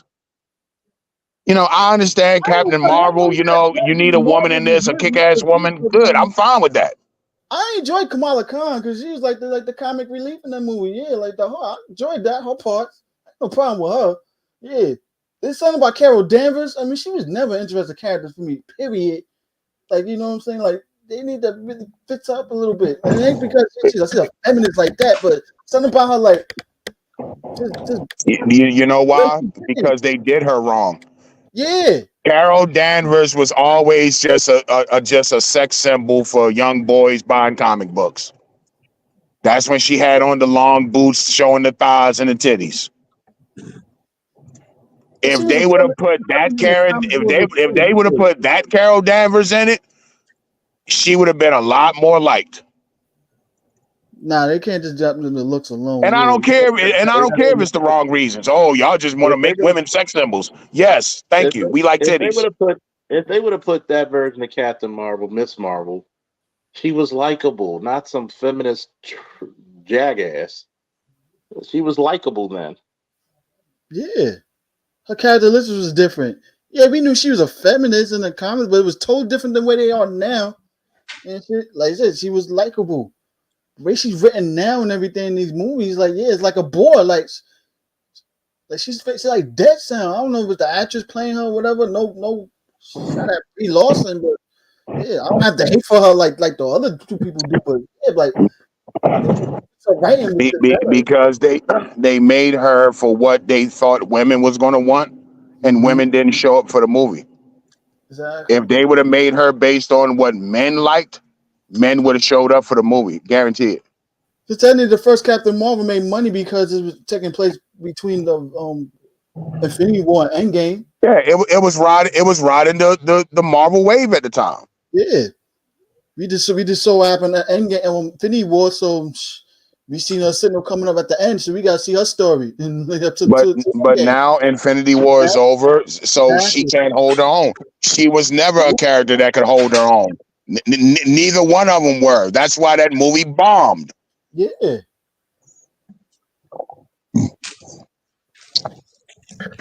Like, who the fuck greenlighted that shit? Whoever greenlighted that shit should be fired, for real. Take a guess. The now old boss of Disney CEO, Bob Chapek. Because he took a lot of he should be fucking fired.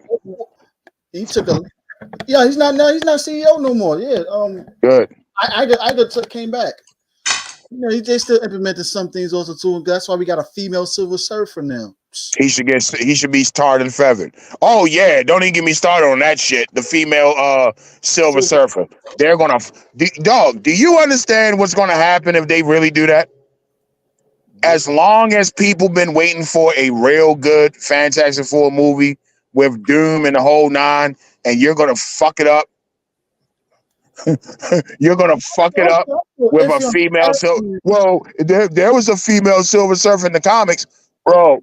Alternate universe. The fanboys are gonna riot. Oh man, God, they trying to.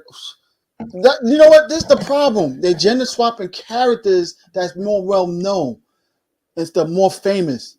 I would not have a problem if it was like a E-list character, like if y'all remember, if y'all Charles might be familiar. You remember a Falcon Winter Soldier, the Flag Smashers? In the comic book, it's actually one guy, and the Flag Smasher is a male. They turned it into a whole group, and the female leader is actually originally a male in the comics. But they gender swap them. I had no problem with that because technically Captain America's Rose Gallery is not really well known except except for Red Skull, Baron Zemo, with Strucker and Zola and Hydra. After those people, yeah, you don't really know the other Rose Gallery that Captain America faced. Nobody don't really know much about them like that. So it was like the D and E listers. So it was like, yeah, shit. I had no problem gender swapping D and C list cast do what they want, be written, but the A, B, C characters that most people are well known for, like just like how they did freaking Taskmaster and Black Widow. I'm pissed off behind that, and they bringing her Jesus back. They Christ! bringing her back for the Thunderbolts. What the? Where's my man Tony Masters, the real Taskmaster? Come on, man.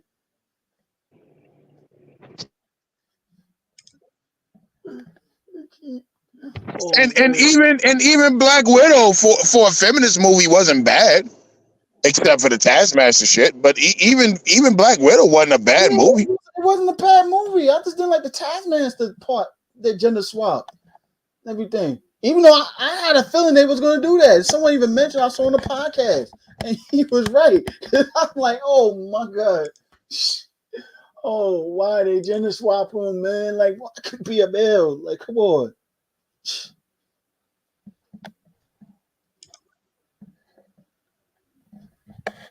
And speaking of the Blade movie, man, Shorty's damn rewrites. I was pissed off. I'm glad it was a rumor. They changed it. Why the fuck would you introduce this new version of Blade just to so-called pass a man to and give him a daughter already? What the fuck? It's like they're purposely trying to fuck it up. Exactly. I'm surprised. It's like everything the MCU has built all these years, they're purposely trying to destroy it. Because when you see a business making $1 billion like that, all they care about producing more, singing out as fast as possible, and we care about the shit rates later. We don't care about quality. I think what it is that, and I don't know why they're doing this or why they're putting so much money into it, but it seems as if they're trying to get kids, mainly boys, little boys, used to seeing that type of archetype. I think that's what it is, because it doesn't make sense to be losing this much money and you're still pushing it.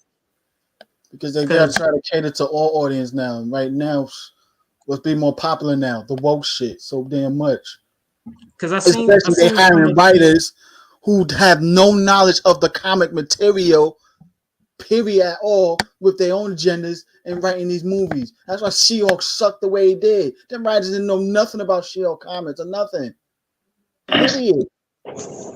I seriously think that's what it is. Because just like you said, Angry Black Man, I've seen some of the Facebook chatter when certain characters come up. And one of the big things is that you always hear, oh, because it's a female main actor, is that the reason why y'all not going to go and watch it? But it's like, you're a hypocrite. You're not even watching it. But you're worried about men watching female-led movies. Why is that? I mean, are they trying to like reactivate the simp chip? I think that's what it is. It's a history of not writing good movies. Period. That's why they be so pissed off. I mean, it's just common sense. If the female-led comic book never sold shit, why do you think the movie is going to do well? And people don't understand that catching lightning in a bottle with Black Panther was fool's gold. Because to be quite honest, Black Panther never sold a ton of comic books. So it's like, oh, okay, well, look, we did that with Black Panther. You're not going to be able to pull every fucking character off the shelf and make $1 billion. You're just not going to be able to do it. And you're definitely not going to do it with women. probably Wonder Woman is going to be your best bet. That But ain't see, going anywhere. look what happened to the second Wonder Woman movie. Like, Yeah, Like 1984 you was just terrible. can't grab some fucking broad, some D-level comic book broad, and think you're going to throw her on the big screen and it's going to make a ton of money. It's just not going to work that way. that's why. Black Panther might have been slept on for a long time, but Black Panther was always cool. Exactly. Yeah. I mean, I that was mean, I mean, let's just be real. that was a Avengers never made a lot of money for Marvel. that was a and that movie been even before the MCU came out. Wesley Snipes was trying to get that movie made. The Avengers comic books never did a whole hell of a lot, honestly. Exactly. Even Iron Man and everything. Yeah, the most popular characters they have in Marvel is the Hulk, Spider Man, and the X Men.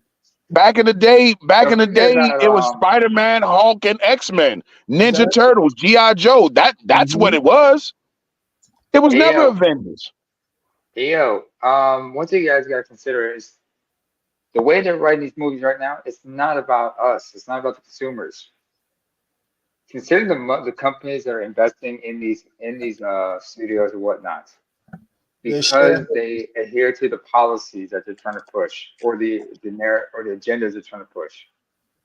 The Yep. whole diversity for diversity's sake, putting in people and trying to bring in like what's it called, the equality thing, the equality index and whatnot. Yeah. People, I mean, uh, with the recent Chang Sheen movie, man. Like, yeah, that was a shock. They made money the way he did and be successful the way he did, even though he wasn't that much of a popular. they lost money in the box office, but they gained more money in stock buys Yep. and investments. You talking about ESG score? Yes, ESG score. That and the diversity higher and the diversity index and whatnot. Yeah, I heard about that. Marvel had to cast certain amount of people, depending on what it is. Yeah, but they quota. What's the name quota? That's probably why we got female Silver Surfer now and shit. Don't know if that will be the main, but most likely will be the main one.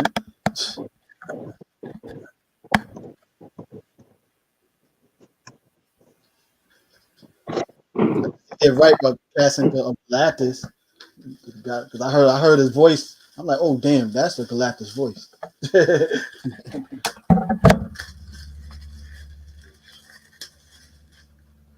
Oh, don't get me started with Star Wars. I'm praying for that girl Daisy Ridley. You know what I'm saying? I have to pray for her, man. You know what I'm saying? I mean, yo, for real. I would like to see her movie get. You know what I'm saying?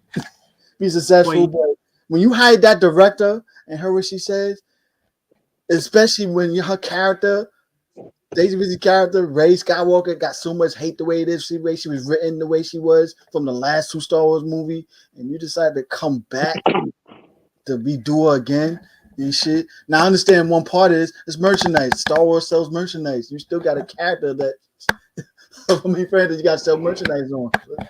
Star Wars is different, in my opinion. I think a lot of people are just, when it comes to Star Wars, are just stuck in that one lane.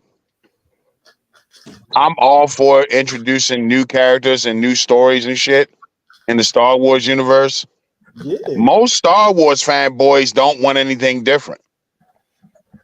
How many fucking stories are you going to have about Darth Vader that's dead?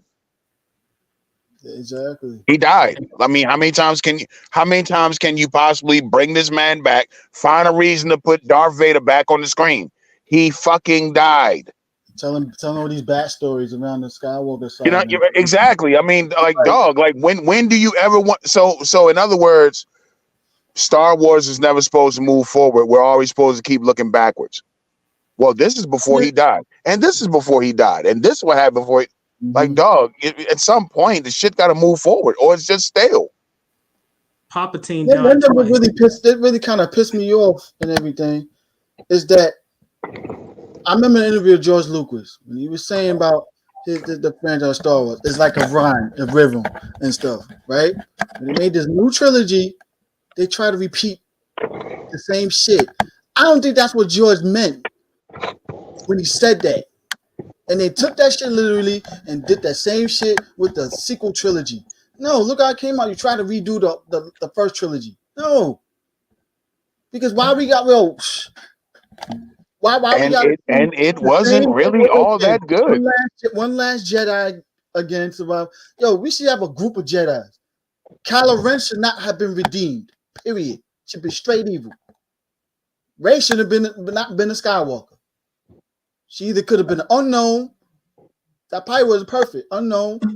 Or well, I can't say a Kenobi because it's kind of He's hard. dead. Yeah. She would better be in the unknown and stuff. That's it. So trying to redeem Kylo Ren like Luke did his father. No. She been And it's like every time they try to fix it, the fan base just comes back and bitch. Like Mandalorian. Once again, it's not centered around Darth Vader, so they complaining. You know what I mean? Like I don't know what to say at this point. Like, dog, just be done with it then. That whole saga and everything. Just come on, like you can't keep putting Darth Vader on the fucking screen, dude. That's just the reality of it. I know he's the most profitable merchandising, the most top tier villain, but there's other villains beyond that. The Sith is badass in itself.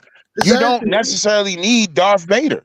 Yeah, he fulfilled this prophecy as the chosen one and stuff. That's it. There's some other really good storylines you can go with. There's some good story arcs you can go with in the Star Wars universe, but these motherfuckers just want Darth Vader. They don't want shit else. You know what's funny though? You remember that the expanded universe is now Star Wars Legends? That was their blueprint right there.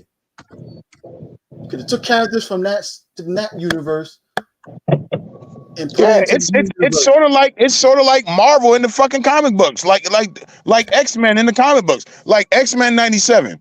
They went with the fucking story Zero Tolerance. Yep, Zero Tolerance, Fatal Dog, badass. You feel what I'm saying? X-Men have so many different fucking stories you can go with. Yep. So many different characters. You don't have to keep going with the same fucking Charles Xavier. Okay, let's just make him young this time. The same fucking Cyclops, the same fucking Mystique, the same fucking Nightcrawler. Dog, there's other badass characters you can go with. There's other fucking storylines you can go with. How do you fuck up Days of Future Past? Arguably the best story ever in X-Men universe. How do you fuck up Days of Future Past? Wait, you like the movie? No, I didn't like the fucking movie. Nah, they fucked it up completely. Nah, I had no problem with the movie. I had a problem with the Dark Phoenix. They fucked Dark Phoenix. Dog. They fucked up twice. And then it was funny about it. The man who directed Dark Phoenix was the writer of the third X-Men movie. I blame Fox for this. He fucked it up twice. I blame Fox for this because once again, the story is already here. It's in the fucking comic book. All you have to do is go with what's already here in black and white. Here it is. Here's the fucking comic book. Read like if it was up to me, right? I would come into the boardroom with the director and the writers and shit, and I would slap the goddamn comic book on the table and say, "Here's the fucking story. This is what we're doing. I don't want anything different. I want this." And that's one of the problems also too. They hiring directors and everything. Technically, as much as people want to give Bryan Singer credit, look at the old X-Men now and everything. I didn't like that deeply like that. And so the only one I liked it was S2 and Days of Future Past. But Bryan Singer did not. He was a bad choice from a director from my perspective. Because he did not want to use no source material. That's why he made those jokes in the movie about the suits. The yellow got black leather suits. What you want, yellow spandex? Yeah, that was his way of knocking the suits from the comics. What I think it is I think you have arrogant writers who want to put their own spin on the story just to say, this is what I did. Look at me. Look how fucking great I am because I did that, instead of just going with what Claremont and all these other guys of yesterday already put down for us. because they're too fucking egotistical to just Oh yeah. stick By the with what's way, already here. and by the way, Claremont is a god in writing. He's Hell yeah. always proved it. Prove it. Screwed it up. Got writers and directors have their own agenda too much. Too much. And studios don't want to put their foot down. Give them too many power on one side. Like, come on, man.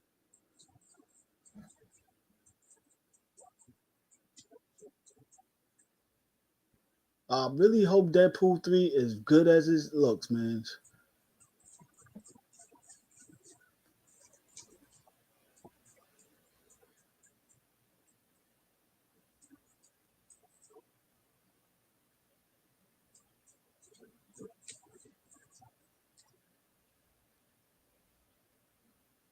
Charles. Yep. Everybody good? Yeah, that's all. Charles. No, I was letting y'all quote, but I said Chris Claremont's a god of writing. He's the reason why. Like I told my boy Sean, say what's up, Sean. You. He said you got to remember that she gonna smell white finger on you. What's going on, Mike? This is By the way, so Charles, Chris what do you think Claremont is the about this? reason why you got personality for the X-Men. So if you really want to look at the X-Men 97, go to Chris Claremont and say thank you that a good man like this existed. But go ahead, keep talking. Charles, what do you think about the recent Superman reveal when he cast him?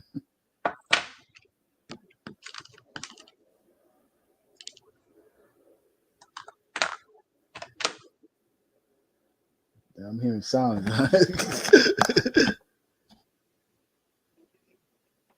I'm still here though. I was asking what y'all think about the new Superman reveal with that costume. I don't know what's the thing. I was just looking at it. Like, does it look good? Is it still remain? Is it still loyal to the original blueprints? Yeah, can he If he looks act? badass in it, he looks badass in it. Mm-hmm. I was more focused on the acting part. Can he act the part? That too. Well, who they got this time as Superman? What's his name? David something. I think that's his name. I can't pronounce his last name. It started with C. He's unknown to Latino me. something? Yeah, so you pumped up for the role. Yeah, so Oh, Charles. he Two said Charles and he said he's everybody. the tallest Superman actor out of all of them. Well, Christopher Reeve was like what 6'4"? He was Nah, 6'4". nah, he was shorter than that. He was 6'1", 6'2". 6'2". Yeah, because Henry Cavill was 6'1". Henry Cavill 6'1". Yeah.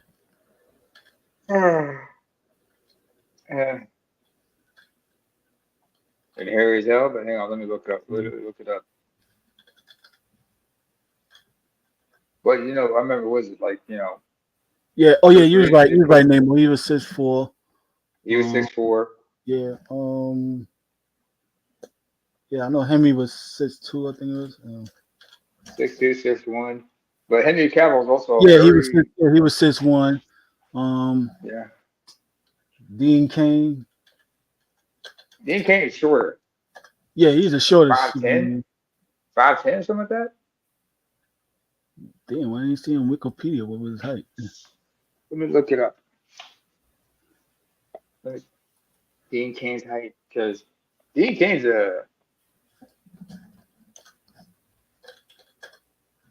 Oh, he was 6 feet.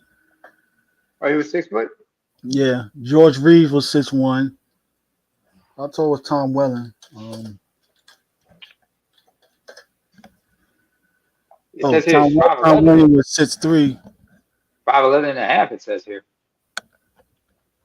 No, that's 6 feet. All right, 6 Dean feet, Cain. 5'11" and a half, 6 feet, okay. Tom Welling Okay. 6 feet. I told Taylor Holchin. Yeah. Oh, he was 6 feet. Taylor Holchin. The dude, Superman Lois. And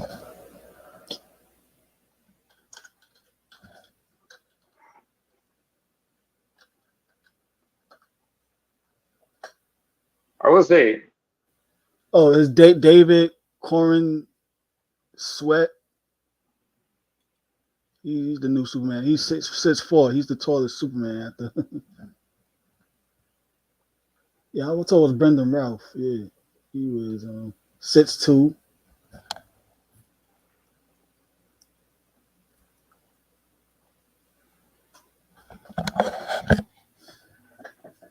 That's just David.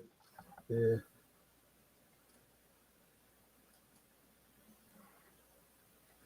Let me look this guy up. Oh, David Cornsweet. Let me look him up. Yeah.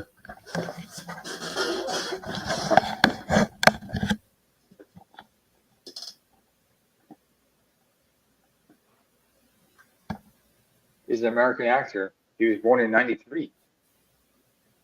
He's 30. He's 30 years old. He's from Philadelphia. Mm-hmm. Although he was born in Philly. No, he was raised in Philly. He was born and raised in Philly. Those families from New Orleans. So he went to the University of Pennsylvania and also went to Juilliard. Mm. All right. I'll be right back, y'all. All right. All right. Don't forget to wash your hands. Just kidding. Still, wash your hands. But now he's American and everything. Struggling actor and everything, rising profile.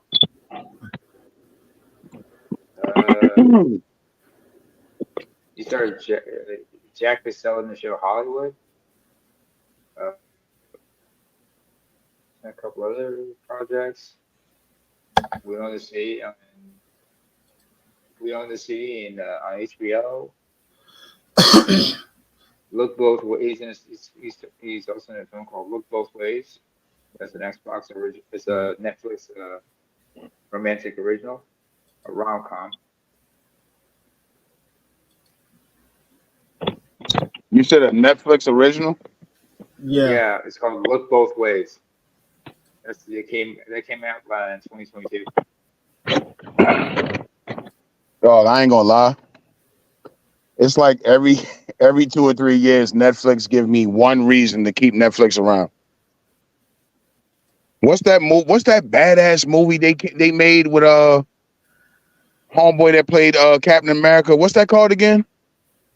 Oh, Chris Evans. Yeah, Chris Evans. Remember that? It was this real good ass movie. Damn, I forget the name of it. That just came out. Was it recently? It came out like 2 years ago, and Chris Evans played the villain, and he died at the end. Yeah, I didn't see it, but I know you're talking about with Ryan Gosling. The Gray Man. You ain't see that shit? Nah, bro, watch that shit. That shit is good. The Gray Man, right? The Gray Man, yup, yeah, that shit is good. Like Netflix will make that one movie, and they'll do it like every 2 or 3 years. Like soon as I get ready to say to myself, all right, I'm done with Netflix, they make that one fucking movie. Now I'm waiting for them to come out with the Beverly Hills Cop 4. That's supposed to drop in July. Oh man. I seen the trailer. The trailer don't look bad, man.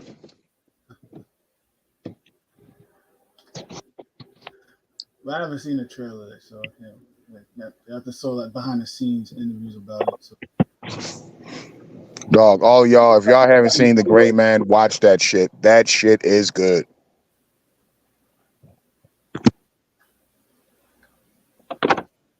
About that Transformers movie coming out. Yeah, that's something else I'm done with. I'm so done with Transformers. Kind of like I'm done with Fast and Furious. Oh, hopefully to be the last one coming out with Fast and Furious. Like, dog, I'm just so done with it. You need to stop stretching out a franchise like that. I can understand Transformers because like I said, it's for kids. Most of the kids and teenagers, and most of us grew up with it. That's understandable. But the Fast and Furious, it's like y'all running out of ideas and making them goofy shit. I haven't even seen the last few of them. Like the last one I saw was with Paul Walker. I haven't seen the ones after that. Heard they got a damn what's the name in space? Yeah, I was just getting ready to say that. Like, dog, these motherfuckers are out of space and shit now. Like, it's crazy. Oh, Like, I just don't know what to do. Like, I get it. You know what I mean? Like, it's not. You're not supposed to take it that serious. I understand that, but it's just all over the place now. yep. Oh, man.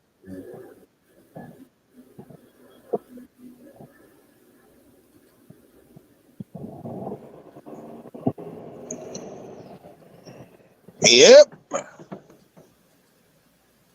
I gotta bench watch some stuff. I don't know. Didn't that third Crisis of Infinity Earth cartoon come out yet? Yeah. I ain't seen the first two parts yet. I'll tell you what we need. We need a fucking Spawn movie. They're working on that now. Jamie Foxx was supposed to play.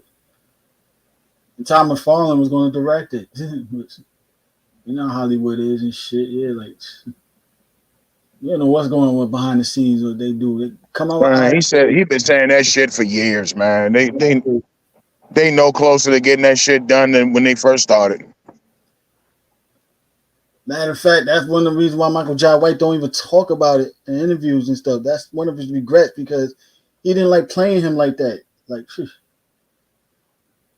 the idea he wanted to play him how they did in the cartoon. And you saw the comments, he wanted to play a little dark like that and stuff. Well, I get that's why Todd McFarlane want to be so hands on, but I think the real problem is no studio wants to let him do it the way he wants it done, and I think that's why it's just not going to happen. Yeah, because it's totally different. Like his lane is in comic books in that area, but when it comes to making movies and seeing, that's a different lane. So you're gonna have to trust someone that's, what I'm saying, that he feels that could definitely bring some of his vision to life. Because, like I said, Tom McFarlane directors, you can't put everything in the comics into the movies, and some things don't even translate from comics to movies like that to live action. You can't. Yeah. Won't make sense because remember that Hollywood wants to attract new people. They just don't want to attract the people that know the material. They try and attract new people that just see this as another regular movie and stuff. That's just a different subject, a different genre. That's why they fail so much. With the Marvel movies the way it is, they attracting too many people and stuff.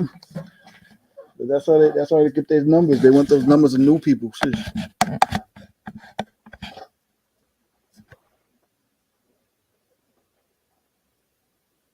That's why I'm like kind of iffy with them. I'm surprised we're gonna get a third season of the Avatar series. I'm a little nervous about that. We in the age now where with streaming service, they'll cancel shows very fast after one season, even if it does good. But if it ain't attracting new subscribers, out the window.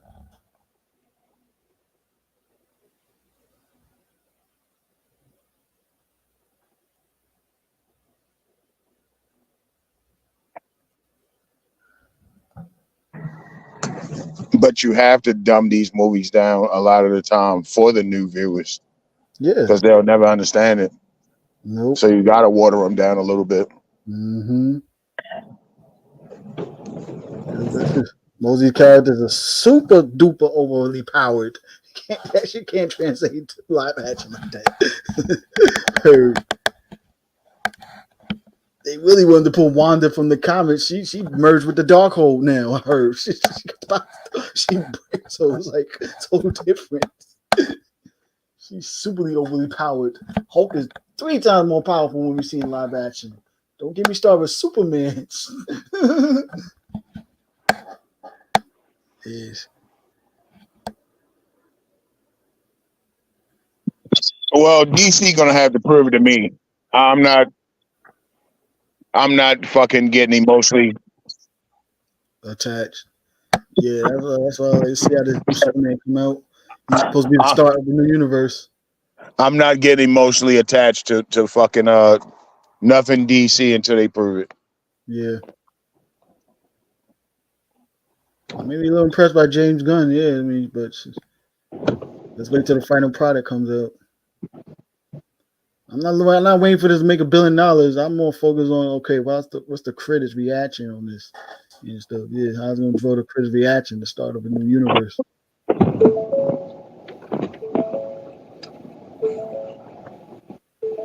critics and the viewers' reactions. Yeah, those numbers gonna be high like that, and then yeah, it's a good start. If not, oh man.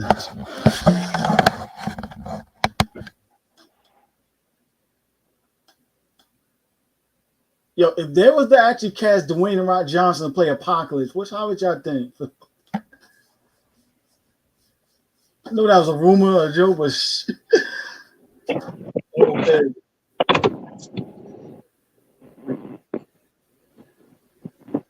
I say it was a bad idea and stuff because Dwayne's ego, that's what fucks shit up. We got that debacle of the Black Adam movie. His fucking ego got in the damn way.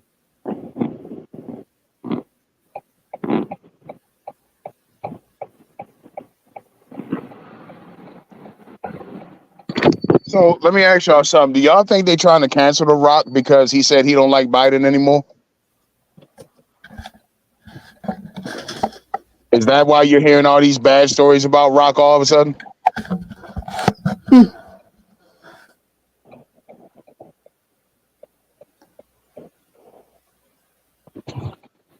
I might play a part of it if that's true. If not, probably gonna come out anyway because his history. Yeah, like I said, he has an ego problem and everything. Like she's trying to take control. We already knew what was going on when he was filming with the Fast and Furious. His beef with him and Vin Diesel behind the scenes and shit. And then we know with the debacle with the Black Adam and how he wants Shazam in the movie. When him fights, no connection to that. But I'm like, your character is a Shazam villain, not a Superman villain. Like powerhouse of the new DC. What the on his goddamn mind? Put him on the same level as Darkseid? Are you serious?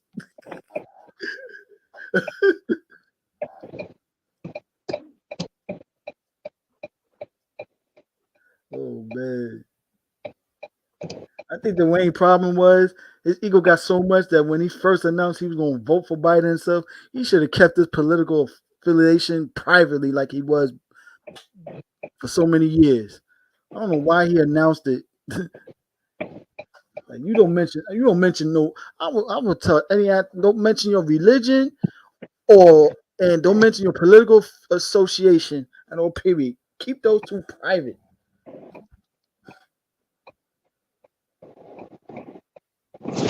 I think Rock gonna get his Negro wake up call.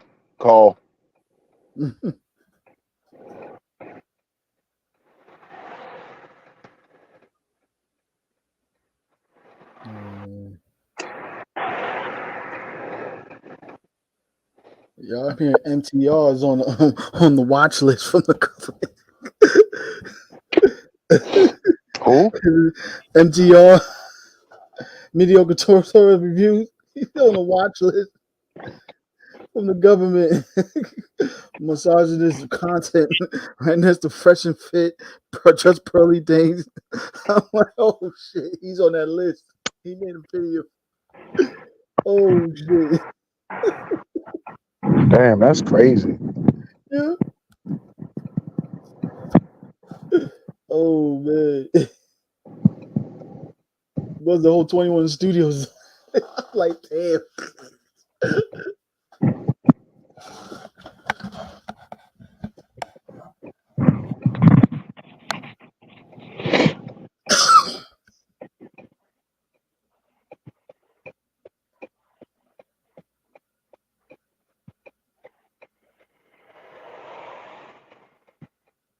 You think they gonna bring back the Spider-Man cartoon from the 90s also? They could. Spider-Man always sells. Exactly. Oh damn! Another actor been punched in the face in New York City. Damn. Second one I heard. First Rick Moranis, now this dude. Steve Buscemi. Someone punched him in the face and ran. Damn. Did y'all see that lady get choked out Oh, they in New caught. York? Yeah, they caught the bastard, and he got kids, girls. Yeah, You know what I'm saying? He they got fucking caught him. That's crazy. daughters and stuff. No. Yo, she passed out immediately. Yeah, he choked her out and he raped her also. Damn fool. Yeah, he turned himself in, but another dude that they thought was him sliced the 11-year-old girl in the neck, and I don't know where, the back of her head or whatever. Oh man, Harlem was about to murder his behind. Them cops was not gonna be able to protect them from the crowd. Like, we got him now. We gonna prosecute him, but we don't care. Shoot, you get out a little girl like that, yeah, the cops gonna have to shoot the pedestrians, man, to protect this dude because he gonna get his. I'm like, he gonna get his in jail. If he can't get him out here, he'll get him in jail. Trust me, he gonna get his. Oh man, it's fucking whole shit, man. And I want to hear how women say we don't protect. Yeah, we picky who we protect, but shit, we ain't gonna allow everybody to be a victim. Like, come on. I mean, women need men now more than ever. I heard about they were trying to do some damn protest. Come on. A woman protesting on whatever, I think that's both or whatever. Or something. Well, first you have goofy 4B movement. Now this crap. All these damn movements from both sides. I'm like, y'all both looking stupid.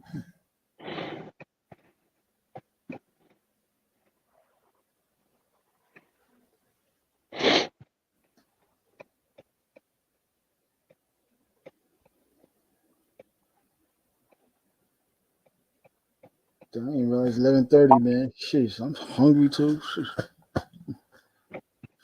I ain't gonna find. I'm gonna freaking bake some damn cheesecake. There's a type of cheesecake I wanted to make. Freaking lost the recipe of it.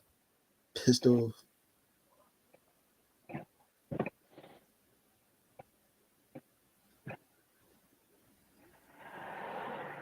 What time zone you in?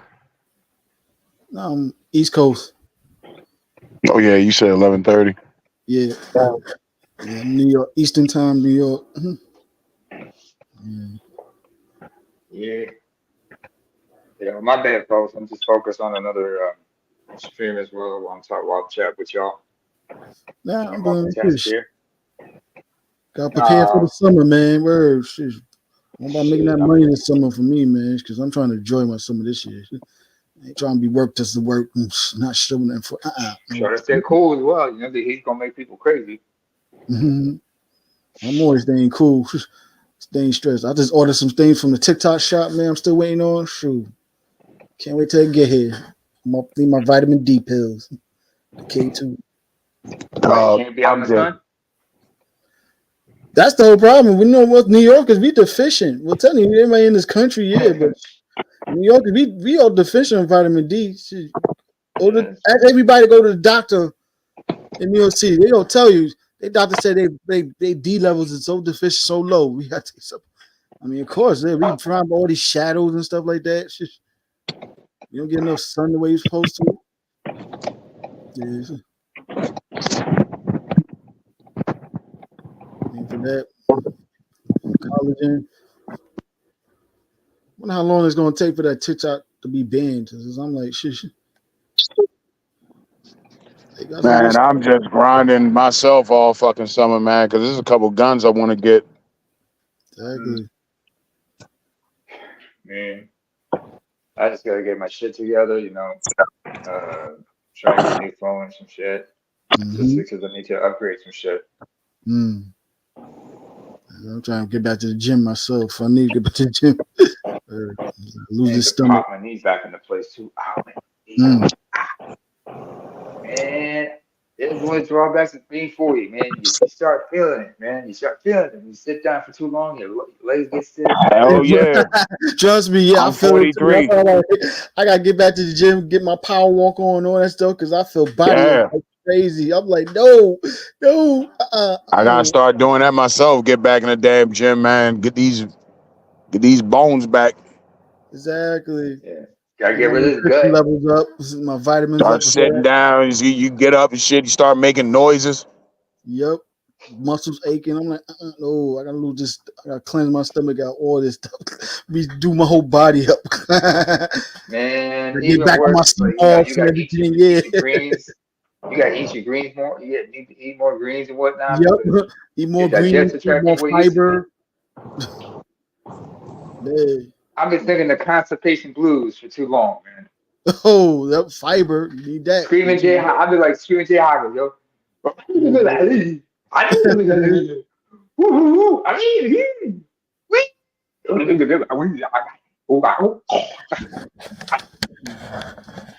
Exactly. Shit's funny.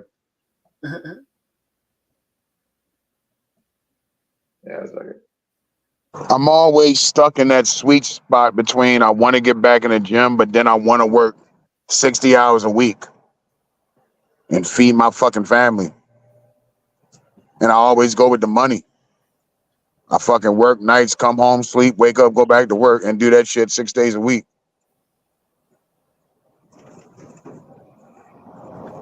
Maybe this summer, once school out and shit, I can squeeze in some gym time. Maybe.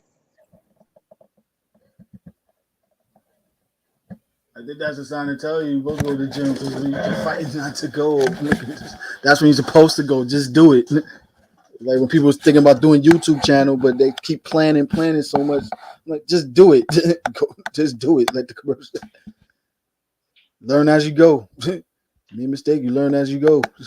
That's what procrastination starts so long. We try to learn so much and not do it, but like, yo, you got to go out and do it. So you gotta be hands on. And goddamn, I'm watching an old commercial with Jason Alexander and the McDonald's commercial. Like, it's so funny with the hair. I don't know, that's his actual hair on toothpaste. Oh my god! Why some of these celebrities do these old commercials back in the day? Like, damn, I was a kid back in the day watching these commercials. Now looking at them now, like, damn, I didn't realize how corny we was into this shit. This is fun though, for real. This generation aging faster than ever, man. They could looking at me like, yeah, I'm in my 40s. I know I look 12 years younger, but shit, I'm in my 40s. Y'all look like y'all in your damn 50s. Y'all in your 20s. That's so damn sad.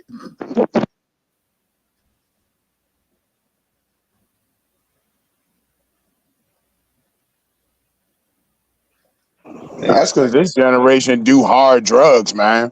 They do all types of mess, man. Hard drugs, overstressing themselves online too much, over nothingness, no creativity. They don't even go outside to even speak to each other. Like, they stress themselves out of too much stuff. Like, we didn't do hard drugs. We smoked weed. It's like every fucking decade, it just gets worse and worse. Now these motherfuckers doing all kinds of pills and opiates and shit, and they drinking lean. All these fentanyl type mess. Yeah, like I it's really had fucking to see crazy, dude. a commercial of a girl talking about we don't want no more people in the rest beds in hospitals. So they talking about it was a product for doing your own drug test if it's fentanyl in it, a deadlier drug or whatever. I'm like, what the? How about not doing it? Period. But like, they it's like they encourage people like, yo, if you're gonna do it, make sure it's not heavy drugs that will mess you up. You can test to see what's in it. So if you're gonna do some cocaine, test to see if some hard heavy drugs is in the cocaine. So you will wind up in the hospital the same. I'm like, oh my god, this is sad.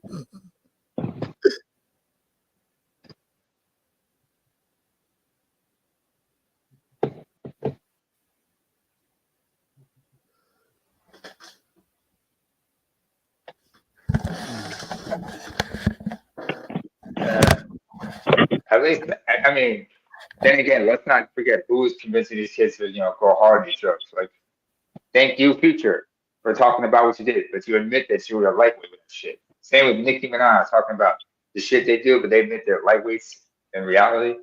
Don't be talking about this shit. You're not about that shit. You motherfucking liars. I mean, Marlon Wayne's been called out Future for talking about that. What's that one song we talk going like Percocets, Molly, Percocets, Molly. Nigga, you don't do that shit.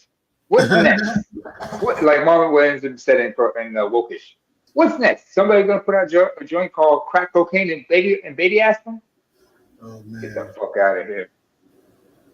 I mean, this is why I'm glad I don't mess with Molly because of Jamie Foxx. He talked about his experience with ecstasy. And he was no kidding. That shit will make you want to fuck your own ass. I'm like, oh, okay. I ain't messing with that. Cool. Hey, fellas, about to call it out. Thanks for Yeah, joining. you're right, man. Come back. I might come back up later. See ya. All right, All right, buddy. Woo.